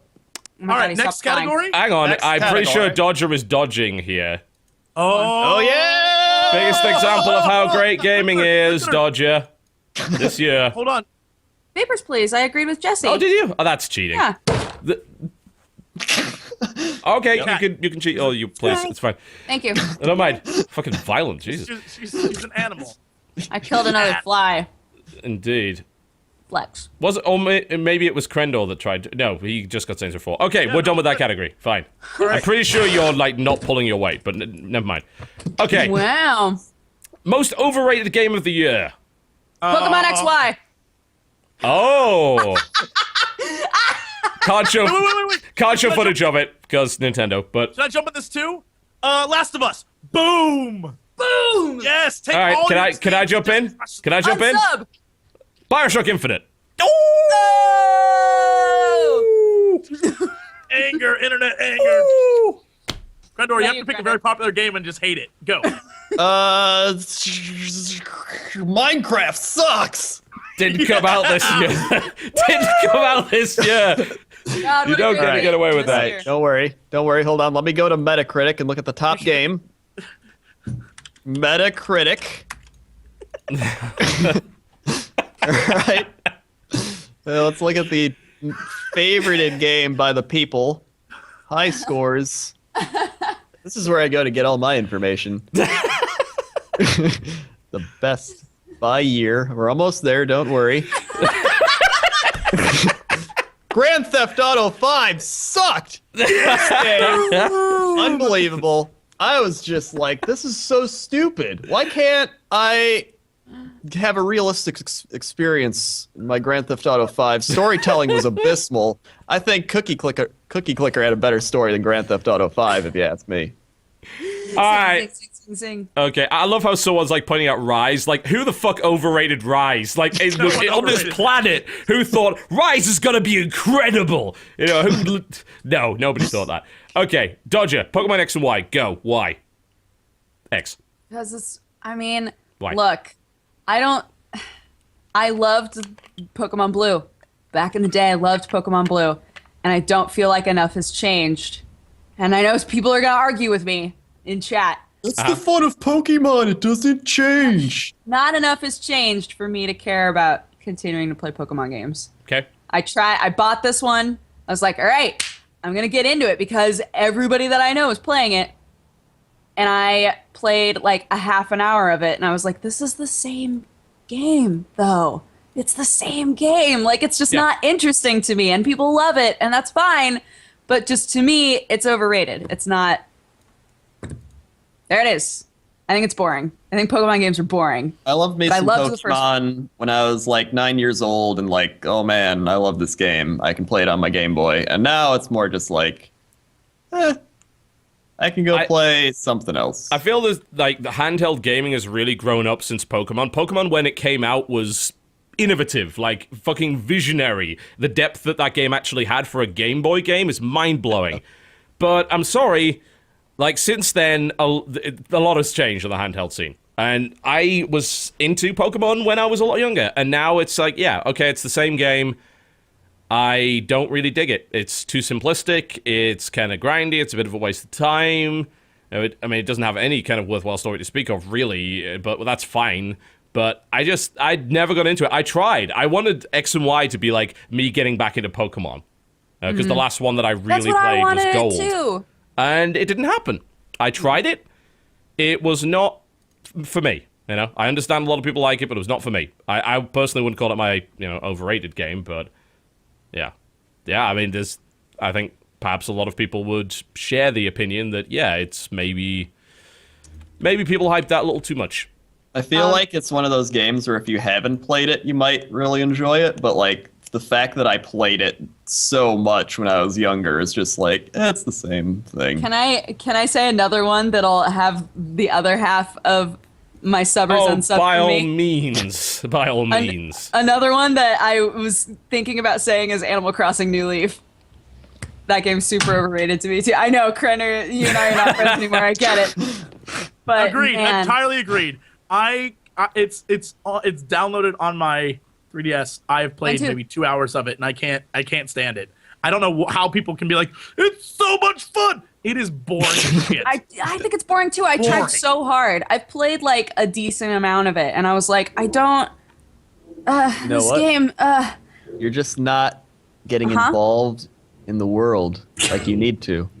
You need to embrace I'm not it. being a good mayor. Is that what need you're to saying? I'm not. You think I'm your not a job. good mayor? That's exactly what I'm saying. You need to Beautiful. embrace your job, and you need to be like, I care about these animals. These are my friends. And you need to show them that by going out and doing very dull tasks to generate coins for the raccoon who's ripping you off. But there's some joy in that. Right. Small bit of joy, and that's where you get your fun. It's artistic. It's poetic, really. Right. Those are my two. I just built the overrated coffee games. shop, and you know what? I went to that coffee shop, and there's a pigeon that gives you coffee any time of the day. So screw you. That's a stupid fucking word. The pigeon Perfect. poops in that coffee. I was gonna make that joke. Oh, That's what gives it flavor. That's the creamer. That's the flavor. that poop It's flavor. called bird poop is white. Yeah. Beautiful. Oh, this is a great game. Light flow. Great Okay. game. Jesse, Goodbye. did you just break out? Was it you broke out The Last of Us? Yes. All right, go. All I need to say is The Last of Us was, when it came out, everyone was like, best game ever made. How many Game of the Year things is it on right now? Lots. Winning, though. Quite a lot. How? Shut up. Look, it sucks. It's a bad game. I don't fucking care what anyone else says. It's a horrible game. I Why? thought the rest of the world finally agree with me. Why is It's not. It's It's a game where the mechanics of the game are garbage. It is not fun to play through the game. It is jerky and twerky, and they say that it's supposed to be that way. That is the laziest effing programming you can do, and I hate them for it. And I'm sure everyone out there is just like, this game is so good. You know what, reviewers? You're the assholes who are like, get Gone Home. I'm not going to ever stop hating it. Get Gone Home. It's so good. You're all assholes. You're all asshole reviewers Beautiful. who think you're so cool because they're lesbians in a video game. You know what? They're lesbians in real life. You don't hang out with them. You ain't that cool. Maybe they do Just got hang out with them. 2013. Exactly, which is why you need to get Animal Crossing, where your friends are animals, virtual animals, and then you don't have to have real friends. Right. And then the rat guy is so cool, and he moved out of my town. I was like, I talked to you so much, rat guy, Like, and now you leave. Matter. Why I- did the doesn't matter. stupid It's- elephant leave? reminding He's an people, by the asshole. way, that Topic this isn't why there. it's topic isn't why it's a bad game. No, Topic's it's why it's most overrated. It's over, Yes. and it's an overrated game. Everyone loves it so damn You know much. what? You're And overrated. it's You're overrated. We're all overrated. you're that's pretty overrated, true. Like, we but get I paid far too embrace much that for our fact. bullshit jobs. I That's Yeah. embrace my overratedness. It's really fair. I really wanted to like it. I really did. And people talk about it's like, oh, just the emotional impact of the first hour. No. This is nothing I haven't seen in the myriad of excellent television shows Thank you. that have been like on in the last few years that have had way more emotional impact than anything there. But it's all the people who are like, it's the first time I played a game where I saw the outbreak begin. That's the stupidest fucking reason to like a game. That's so dumb. Like, don't you get it? You have a connection beyond just the initial shock of zombies. That When is I saw the stupidest- trailer for that game, I was like, I feel like this is going to be an overrated game. I thought that when I saw the trailer. I was excited because the story looked great. The story, I was like, all right, I can get behind the story. The story's okay. The gameplay is bad enough that I don't care about the story. yeah, I cannot stand the way that it controls. It's horribly clumsy, unnecessarily so. It doesn't help that it runs at 30 frames per second, so that makes it, the response time even worse on those little fiddly sticks, which I absolutely hate. And the cover system in particular, bothers me because lately games have been going for, oh, you know what's bad? That cover system we used to use where you press the button to go into cover. So we're going to have the character just naturally do it now. Except at random, he just fucking stands up and gets shot in the face. You don't even know. You can't, it's not predictable. And they make the excuse that it's more immersive and it feels more fluid, but it's less reliable. And in a game based almost entirely on taking cover, that is a pretty bad mechanic to have. I hate to break it to you guys, but for those of you in chat who are asking for real arguments about why I think it's overrated, you're not going to get one. I just do not enjoy the game. That's my reason. Look, tough shit. I'm not TB reviews games. TB does first looks. I play games that I think are fun, and I don't play games that I don't think are fun. End of story. That's what I do. And then I come on this podcast and I make a few jokes and I go home, which is where I live. So tough shit, internet. Go to a reviewer for your information. What the fuck do I care? Yeah. I'm gonna say what I don't like. End of story. Yeah, it certainly doesn't make it a bad game, but there were enough things that bothered me that meant that I couldn't play it. That when I hear a massive amount of hype surrounding it, that it brings me to the conclusion that it's overrated. And that's what the overrated category is all about. It's not that it's bad, it's just that I believe it's not as good as everybody claims it is.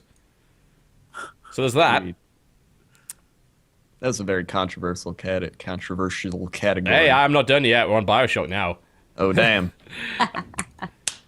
I mean, I've explained this, I think, pretty well. And I would like to say, by the way, that for all of the people going on about the way that gamers work and the circle jerk surrounding it, they're like, everyone will turn around to hate a popular game because it's cool to hate. It's like, fuck you, I hated this game from a week after it came out, and I would have hated it earlier if I hadn't been in Vegas when my review copy arrived. I think that game has a phenomenal world and one of the best stories ever told in games. And I think it told it in the clumsiest possible genre it could have. And in terms of a first-person shooter, it is mechanically worse than BioShock 2 by a significant amount. It is arguably worse than BioShock 1. In fact, it is worse than BioShock 1 in terms of complexity. Yeah? I wouldn't say the shooting is worse than BioShock 1, because BioShock 1 shooting was pretty terrible. But the actual complexity of the way that you interacted with the world combat-wise in the original BioShock was better than the way that you do it in BioShock Infinite. Hold up. TB, I'm going to let you finish. Yeah. But Elizabeth, this guy said Elizabeth was not a good character. F you. Elizabeth was I want to marry. I like Elizabeth so much. I want to create her. I want to 3D model print her and marry her. I dislike. I think that the way that they handled the character in terms of its mechanics and she never kind of got in the way, was a brilliant piece of coding.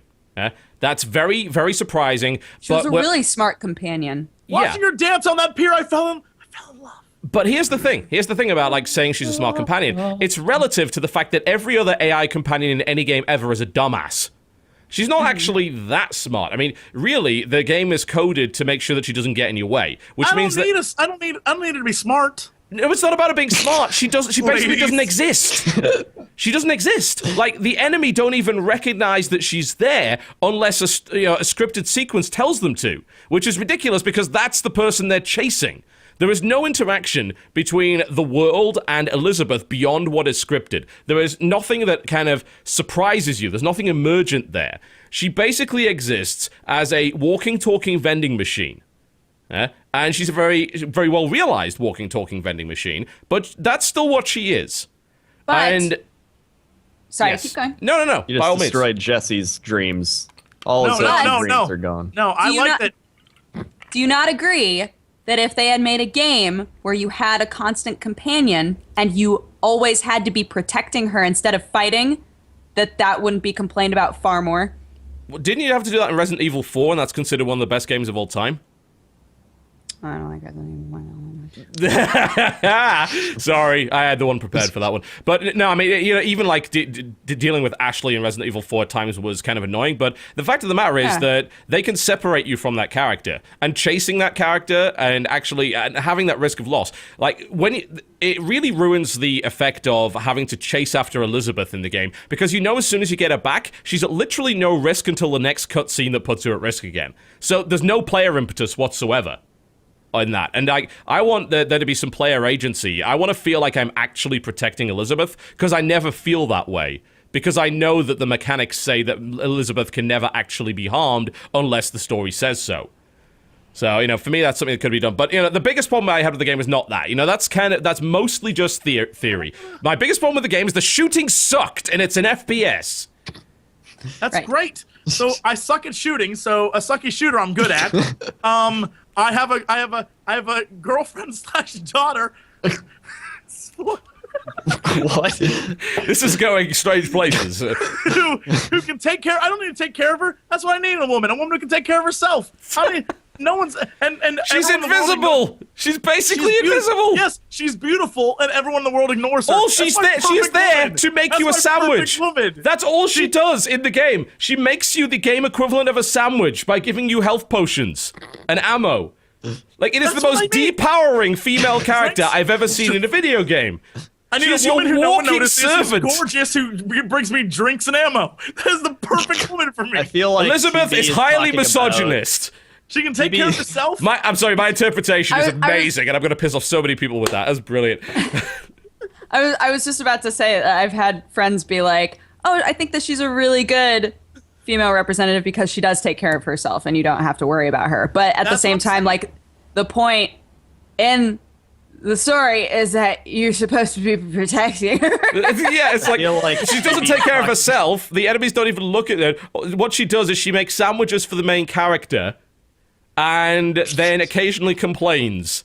That's not a great representation of females in gaming, I'm sorry. If you want the better representation of females in gaming is actually the other female character. Well, actually, two other main female characters within BioShock Infinite are way better representations than Elizabeth, in my opinion. But, you know, again, he's talking about actual character development, and Jesse's just talking about what he wants in a woman. Yeah, pretty much. I mean, I mean, really. Look, ladies, I'm just saying. I need man. Elizabeth cosplayers, call me. That may have put some cat amongst the pigeons. TB hated the game before even the people that hate games just to hate games hated the game. Yes. So he is the OG hater. I am OG.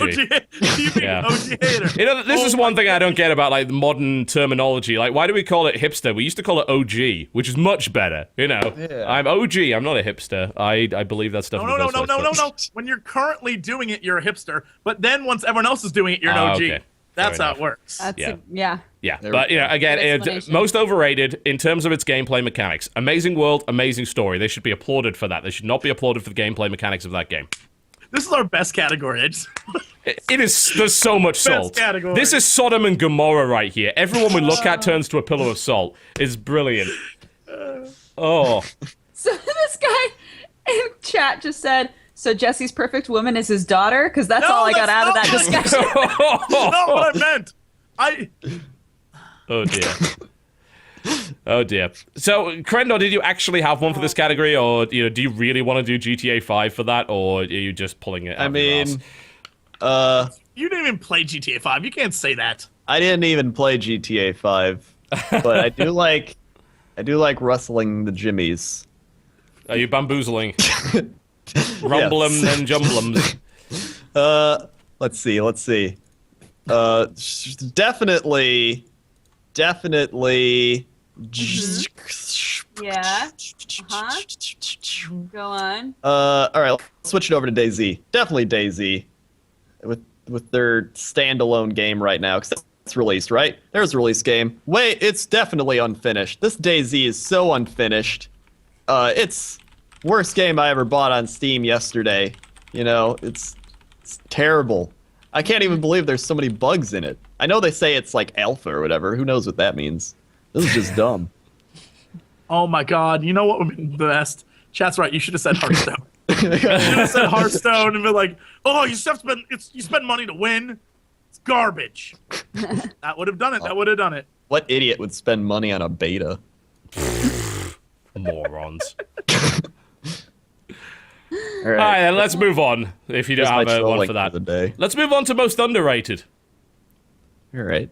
Has anyone got one? Ride to hell. Go to hell. Most underrated because in the end, everybody took the time to talk about it on the podcast, multiple podcasts in a row. A fair point. How's that make it underrated? Because people That's didn't not- even do you know know what about the it word until this underrated podcast. Because I have an answer to this one if none of you do, so... I do. I have a Okay. good answer. Go. Most underrated game. Metro Last Light. Okay. That is a fantastic game that no one gave two shits about. I love it. I don't know about that. A lot of people that played it. Yeah, I think quite a few people did. I mean, but the question is, did it actually end up getting that many Game of the Year awards? I guess because I suppose that's the test, isn't it? No, I think it also we also have a worst dialogue category. I think it falls in that one too. Oh, okay. It's the game I love the most, but has the worst dialogue, and I think that's why it falls off people's radar because it's just kind of awful dialogue. But the gameplay and the story is great.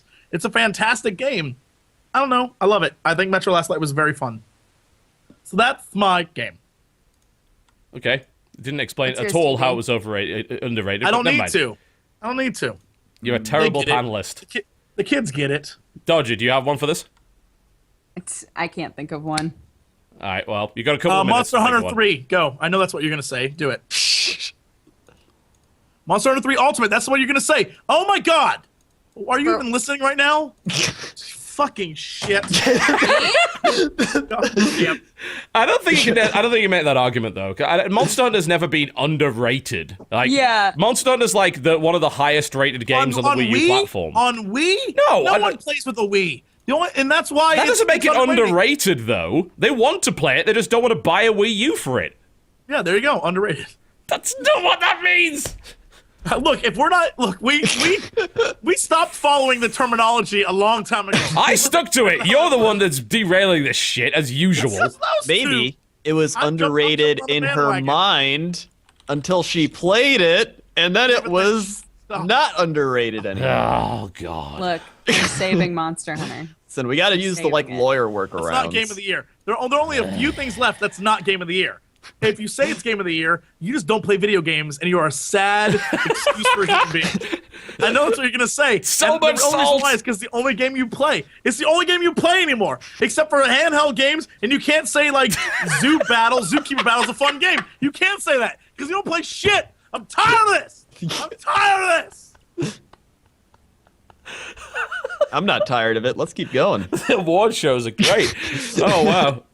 Alright, I've got a most underrated. Most underrated game, in my opinion, this year is actually Deadpool. I'm breaking down Deadpool for that one. Whoa. Alright, here's why. Deadpool got a really bad rap from pretty much everybody, and it was, frankly, highly unfair. It was rated pretty poorly. Like, it got a 61 Metacritic, which, in Metacritic speak, means that it is literally kidnapping children and killing them in the river. That's what it means. Metacritic. Fuck you, Oh, Metacritic. Metacritic. Yet, this was, in my opinion, one of the absolute best games to both use a comic license in a way that wasn't PG-13, and was actually a solid game in its own right, while parodying both itself and the games that it was parodying. And it was a shitload of fun, and I was always looking forward to what the game would throw at me next. Just so much bizarre shit, fourth wall breaking shit, one after another, and still actually a really, rock solid, not spectacular, but rock solid spectacle fighter. And I think that it was a good PC port as well, by the way, so that helps. But I really think that that game is highly underrated, and I think that if it does come on sale, which it probably won't because it's made by Activision, but in 10 years' time, if it eventually gets 25% off on Steam because it's Activision, then you should consider playing Deadpool. Because it's actually really fun, very, very funny, and it's a game that realizes what it is. And a lot of games, like, they think they're more than they really are. They're trying to say something. Deadpool's like, oh, this is the way that the Deadpool would be made in a game. Mm-hmm. It really is the Deadpool game. I don't see any other way of saying it. So there you go. Deadpool is my most underrated game of the year. What about? I'm surprised that neither of you said DMC. Didn't DMC come out early this year? It did. Do you want to pick DMC? Because that's definitely like high up there. I didn't play it enough to feel like I can actually talk about it. Is that But right? Okay. Mm-hmm. You probably played it as much as any reviewer on all those sites played it. I booted up the intro screen and then went, looks all right, and then closed. No, but like I feel like a lot of people who said, this game's gonna suck, wound up really liking it. So I just wanted to throw it into the universe and see whether or not you guys would say that was an. It's a good choice, I think, because I don't know if maybe people who said they were going to hate it really liked it. They probably stuck to that to the end of time. But going into it, reading everything that I had about it, I expected it to be the worst game of the year. Like, that's what the community made it out to be. It's like, you are pissing on everything that made Devil May Cry great. Now, as a person that never thought that Devil May Cry was all that great to begin with, I actually had a really good time with DMC. And I've said it many times before, but the game has its weaknesses. I don't think the combat is as good as the other DMC games, but I like the fact that it focuses on it instead of focusing on bullshit puzzle platforming, time jumping puzzle, insta-death bullshit, which is what the other games focused on. And and that made it terrible. And I also think that the actual design of the worlds in that game was extremely impressive, very imaginative, as you can see on the screen right now. And I actually really like the color scheme. I think if we had a category for best use of orange-blue contrast in a game this year, it would be Devil May Cry. They're complimentary. They're completely overused, but the game definitely has its problems. I'm pretty late in the game now. I haven't actually beaten it yet, but I'm a long way into that game. And I'm coming across a lot of these annoying boss packs that deliberately alternate the colors so that you swing with a big weapon and you try and attack them. Oh, wait, I had the wrong color. And it kind of gets pretty annoying. And yeah, the combat system is definitely dumbed down from the original titles, and I'd prefer it if they hadn't done that. But I still think, in its own right, it's pretty damn good. And the writing is not as bad as people claimed it was. Like, there was a couple of clips that came out that were like, oh, the writing's terrible in this. I'm sorry, the writing in Devil May Cry is some of the worst in gaming history. So, I think it was just kind of trying to fulfill that proud tradition. I'll defend that game. It actually had a good platforming, too. Yeah, I will fill your Dark Soul with light. Absolutely. Light. Okay, so many puns today. Indeed. So you basically picked DMC. I'm going to give you that one. Yay! Jesse picked his, didn't he? Yes. Yes. That leaves you, Crendor. What do you got? All right. Let's see. Let him look it up now. Give Give old man Crendor time to search the internet. I need time. I've been looking this whole time. Can't find one. I was gonna say. Well, the one I was gonna say is like it's not really that underrated. Which is what? Which Luigi's Mansion. I don't know. I think you can maybe get away with that. Obviously, like it was well reviewed. Yeah. But this category is not which got the undeserved review score. Let's say Luigi's Mansion was not a massively hyped game and didn't get as much attention as you would have expected.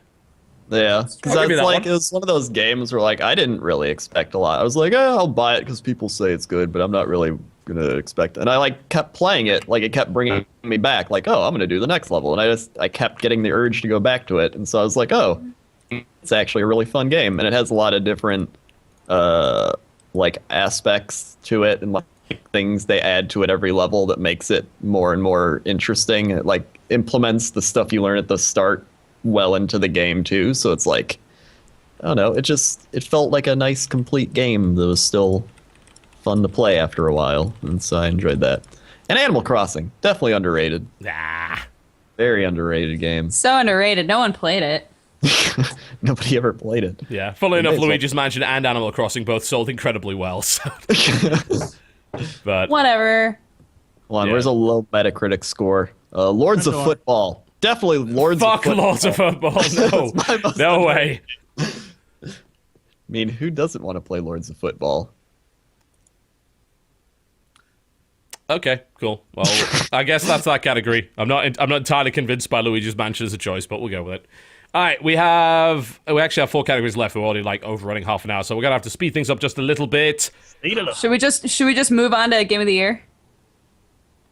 Just skip the other ones? No, that's boring. That's so boring. Let's at least do worst dialogue in a game, and then we'll do Game of the Year. Oh. Okay. Worst dialogue in a game. Anyone got any? Because I do. All right, since you haven't thought of it yet, if you're Googling worst dialogue in a game 2013, no, I'm not. I'm looking up when certain games Okay.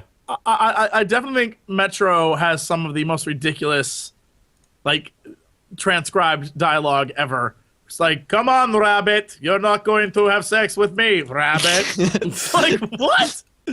Like, it's quite bad, but it's a fun game. Bad. I don't even. Oh, Final Fantasy 14, easy winner, easy winner, easy winner. Final Fantasy 14 is pages and pages of text telling you nothing of importance except for, like, you look for keywords and like, all right, yeah, I get it. That was garbage. Horrible dialogue. Yep. That's definitely a fair one, I think. Mine's got to be Need for Speed Rivals. You know, that has some good dialogue too. That was written by a 10-year-old. There's no other way to look at it. There's just like line after line of complete nonsense. This whole, you are asleep, I am awake, I am the man you are afraid, I'm the life you are afraid to live, and stuff like that. You can't catch devils with angels. Like, what are you talking about? There's one cutscene. There's one cutscene. I don't remember the exact dialogue, but it's literally like, in order to uproot the establishment, you must reach the fundamental level. It's like so over the top bad. You're just like, ugh. It's what fan fiction is like. Yeah. When someone's like, yeah, it's exactly. It was written by a 10-year-old trying to be badass. It is just stupid.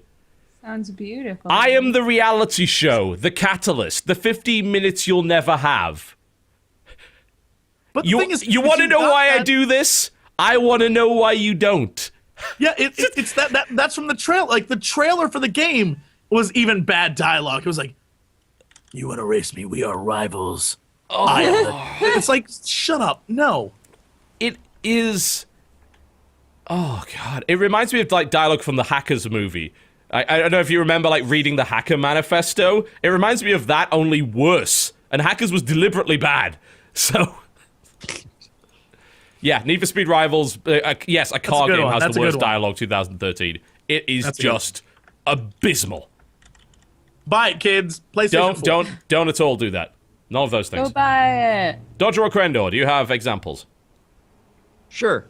I nominate Revelations 2012 DLC. Oh, I like how you're getting away with it with DLC, because, like, hang on a second, that's 2012. So DLC came out for it this year? It did. Oh. We still need to play it. Oh, It's shit. gonna be great. Nope, we don't. Definitely need to play it. So, come on, let's hear some examples. I want to know. Yeah, read them. Read them. Yeah, let's hear about Revelations 2012's dialogue. Give some examples. Well, in original, there's some great dialogue from that game. No, you can't say the original. You have to say the DLC. I'll let him get away with it, because there's nowhere on the planet that's actually going to document the lines from the DLC. Come on, nobody actually bought that. Well, there were the two women in our group who would always just be like, ah! No, you're missing that one girl. We go like, I'm so fat. I'm not cannibal. We were being attacked by fucking space. It's literally raining blood right now, and you're concerned about Hershey's. Come on. Oh my god. Amazing. Oh. And then there was the guy who would always show up and be like, hello, adventurers. We're going to go find the epic quest for the quest achievement. What was the one guy who looked like an angry video game nerd who just go, oh, shit, yeah. That's my favorite line ever. He's just like, oh, shit, yeah. Whenever you get like enough whenever you got a health booster, he'd be like, oh, shit, yeah. But it was the creepiest, like, oh, shit, yeah. Oh, like, God. What? That's my favorite. I wonder if we had a category for worst video game weapon. I think the arm gun from Revelations 2012 would be pretty high on that list. It is pretty high. The least enjoyable weapon outside of, say, the machete from Gary's Incident. It is just horrible. It's like if you took Mega Man and you gave him like the homeless person version. Doesn't have power-ups. Yeah. There's no power-ups. It's like if it was running on like 5% power, like instead of like, it's like, I like it has no recoil. Almost the best. That was almost the best Mega Man power-up noise I've ever heard. You were born to do that. There you go. Oh, Hire me, Perfect. Mega Man people. oh shit. Yeah. Oh, we will not co-optional that game. That's not happening. It's just fucking utter dreadful. It's All brilliant. right, Dodger, come on. You gotta have some examples of dialogue. All of the games that I'm thinking of are old games that I played this year. Like Dracula Origins, the dialogue in that game is fucking terrible. For the GOG thing, I played Gabriel Knight Sins of the Fathers, and I had forgotten the like New Orleans woman who's your narrator, how hilarious she is because she takes huge pauses for no reason. Over there is his coat. He bought it and has a ting for leather. You'd be like, I thought you were done. You weren't done. Just like huge pauses all over the place. It was amazing. So, yeah, there's that. Some of the dialogue, and every time they make a Sherlock Holmes game, there's like one voice actor who's just the worst.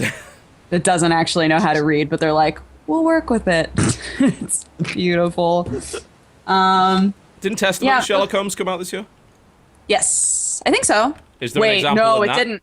No, it came out in 2012. I just took forever to finish it. Oh, well, that's not. Because the new one is coming out soon, I think. Yeah, it came out in 2012. Yeah. Disappointing, Dodger. That's just me being the worst. Disappointing. Yeah, I'm Hold on. not sure. All I right. just started. What about you, Next TV? category. Do you say Oh, one? TV. I Oh, did. yeah. Need for Speed. Yep. Next Oh, category. that's right. That's All right. right, That's right. let's do the Next last one. We're category. gonna wrap up because we are overrunning by like 40 minutes. Along. We're gonna go game of the year. Overall game of the Yay! year. Jesus shit. Dodger's already smiling. Yeah. For me, that's not gonna be a spoiler for anyone, I think. So like people are like, oh, why are you spoiling your top 10 list? Because everyone knows what my game of the year is anyway. So this is not a surprise to anybody. What's your game of the year, TB? No, I'm not gonna tell you. Not until the rest of you have contributed in some way. Brothers, obviously. Dodger, what is your game I of the bet year? it's Brothers. My game of the year is Monster Hunter 3 Ultimate.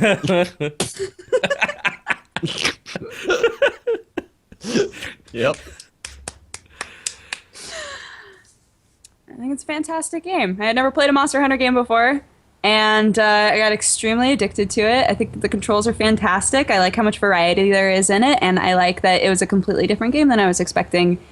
And I think that it's the game that's given me the most enjoyment the whole year. So it's my game of the year. The end. Cool. Jesse, game of the year. My game of the year. Oh, man. Would have to be... Uh-huh. I'm not going to say what I want to say. I want to say it's the Marlo Briggs game. Marlon Briggs is great, though. I That want to was say that's the best game of the year. that could have But been I- like under my underrated actually, because that was fucking funny. I want to say Marlo Briggs. Marlon but, Briggs. But I think I will have to go with something a little more... just if we're going to do what our favorite game was and not what actually was the game of the year, I'm going to say... Not Cookie Clicker, but thank you. Cookie Clicker. Game of the year. I'm going to say that my game of the year probably is going to be... I don't That's even- not a very good game. I played that one. Yeah, I have so many games that I like pretty that I bad don't know what report. to choose. Hold on. Wait. That game come out this year? All right, just do me first. Yeah, All right, Crendor my game of the go. year is He's terrible. Hearthstone. Hearthstone. Okay, Woo! that's fair. Good game. Why is Hearthstone your game of the year? It's my game of the year because it is extremely addicting. I still play it. It's in beta and it's still amazingly fun. And I've spent a lot of money on it. And I've made a lot of money from it. YOLO swag. I'm out. YOLO swag. It's hard to argue with that. Swag money. Yep. Have you thought of it yet, Jesse, or do you want me to do mine? I'm going to go with the one that I think TV will- Jesse, fucking say it! God damn it! Blood Bowl. game of the year Jesse's favorite game. 2013. Uh-huh. Persona 4.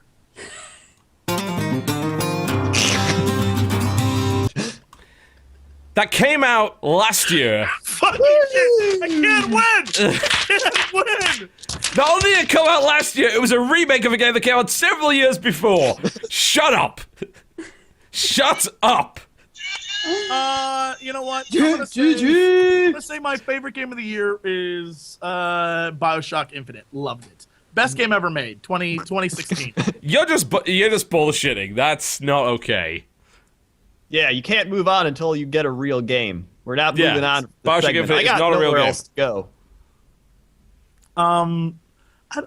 God, I have too many games that I like to choose one. Oh, GTA God damn it. I'm sorry, I can't ever do a game of the year. Look, I'm never inviting you back to this panel show again. I'm going to replace you had- with someone useful. Only for that one show. He can be back for the rest. All right. All my answers were great when there were specific categories. When you said game of the year, it's impossible for me to pick. If you had to pick one game this year that you had to take with you somewhere and play only that, which one would it be? Cookie Clicker. You're the worst. Stop it!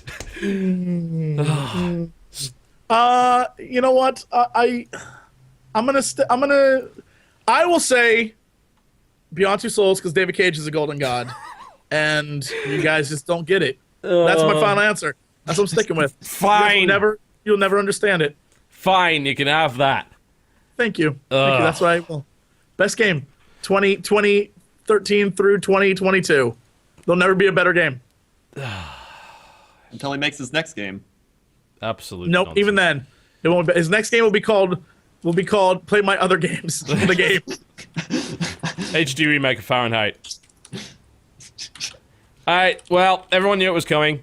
I managed to avoid it in all of the other categories up to this point, but my game of the year, and at this point possibly of all time, is Brothers Tale of Two Sons.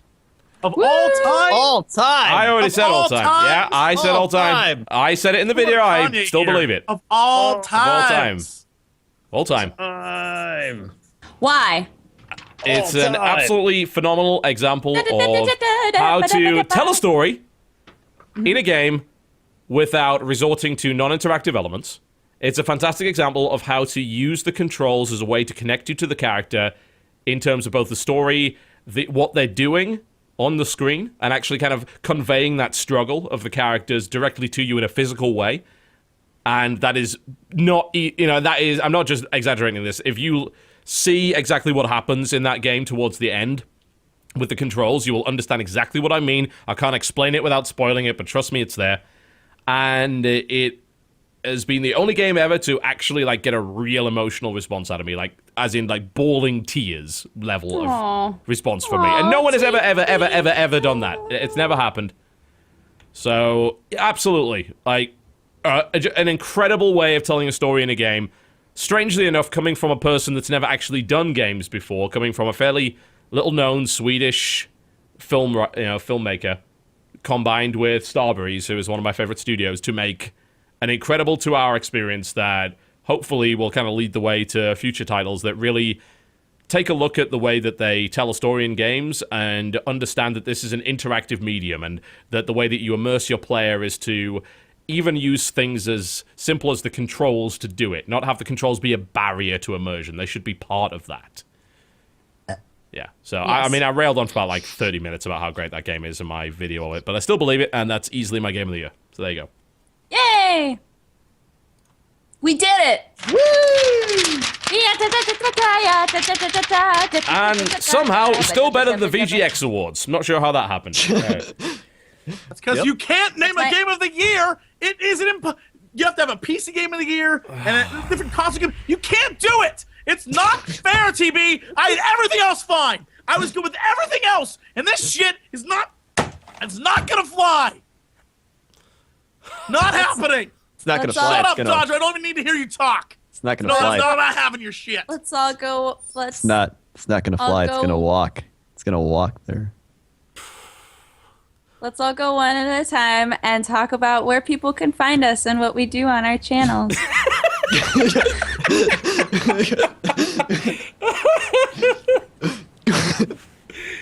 Don't you go? Here, I'll start. My name is Dodger. I have 2 channels, one called Hi, Dodger. where I do gaming stuff, and another one called Dexterity Bonus, where I drink coffee and talk to my cats for 10 minutes at a time.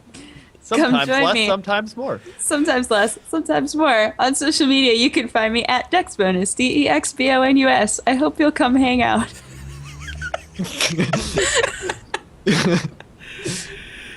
I'll go next. You go next. Okay. Hey, how's it going? I'm WoWCrendor. You may know me from such things as youtube.com/WoWCrendor, districtlines.com/WoWCrendor, where you can get great mugs such as this one I've been drinking coffee out of all day. Also, twitter.com/WoWCrendor. Great tweets over there. Way better than twitter.com/Jesse Cox, where he just tweets about, like, nobody cares. His games of the year. And then we also have facebook.com/Crendor. We also have some amazing things coming up the pipeline. We got Blood Bowl. If you remember, Lil Skittles, one of the greatest Blood Bowl players to ever play the game, he will not be making a return because his legacy lives on. But this team that I have made, the Dark Rainbows, they are idolizers of him, which is why they've named their team the Dark Rainbows, and they are fighting for his honor and legacy. And that's why they're very happy to be playing in the Speed Bowl. We also have amazing people in the Speed Bowl League. It's going to be starting up. Yeah. This is very soon. We got TB Dodger, a whole bunch of people, and it's going to be fun. And it's going to have highlights, and it's going to have a whole bunch of stuff. It'll be fun. It'll be. And I make WoW stuff, and I make LOL stuff, and I make other stuff. And I play games with Jesse Cox, who right now has no headphones on because he's a nerd. And He's a nerd. He's a huge nerd. And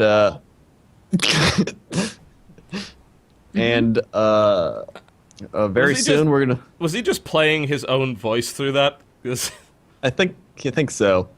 Very soon he's gonna be doing his top 5 games of the year on his channel. If you want to go see that, Today, everyone should go watch that.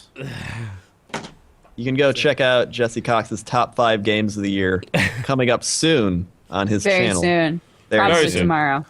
Probably. You can find him on Twitter at the Jesse Cox or just Twitter.com No, it's just Jesse No, Cox. it's just twitter.com/WoWCrendor. And you can go there and tweet at him. Hey, Jesse. Oh, I always forget that he changed it. I know.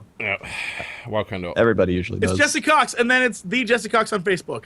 And if you want to know what's on my channel, if you're watching this, you either 1, already know, or 2, are like, who is this asshole, and won't watch anyway. So I don't even care. So He's just giving up. either go or don't go. What the hell? You know what? Mwah, let's end this thing. TB, everyone knows where TB's at. If you're watching this, 9,000% chance it's because of him. All right? So get your head out Now of there's ass. that one guy. Go to Now- Total Halbit. Yeah. Now there's On that one the- guy that is like, well, I just tuned into this show. Who is that guy? It's British. It's leading it. He's really funny. And then you're like, everybody knows who he is. Shut up. That's right. You're late to the show. Now that guy who's late. Guy who's too late. 4 hours late. You're He 4 knows you're an hours asshole late. now. Get the He's hell like, out. wow, No, who is that asshole? He doesn't even name his games of the year. Get out of here. You're This 4 is the hours Jesse asshole bonanza. God, he's been laying out so much rage.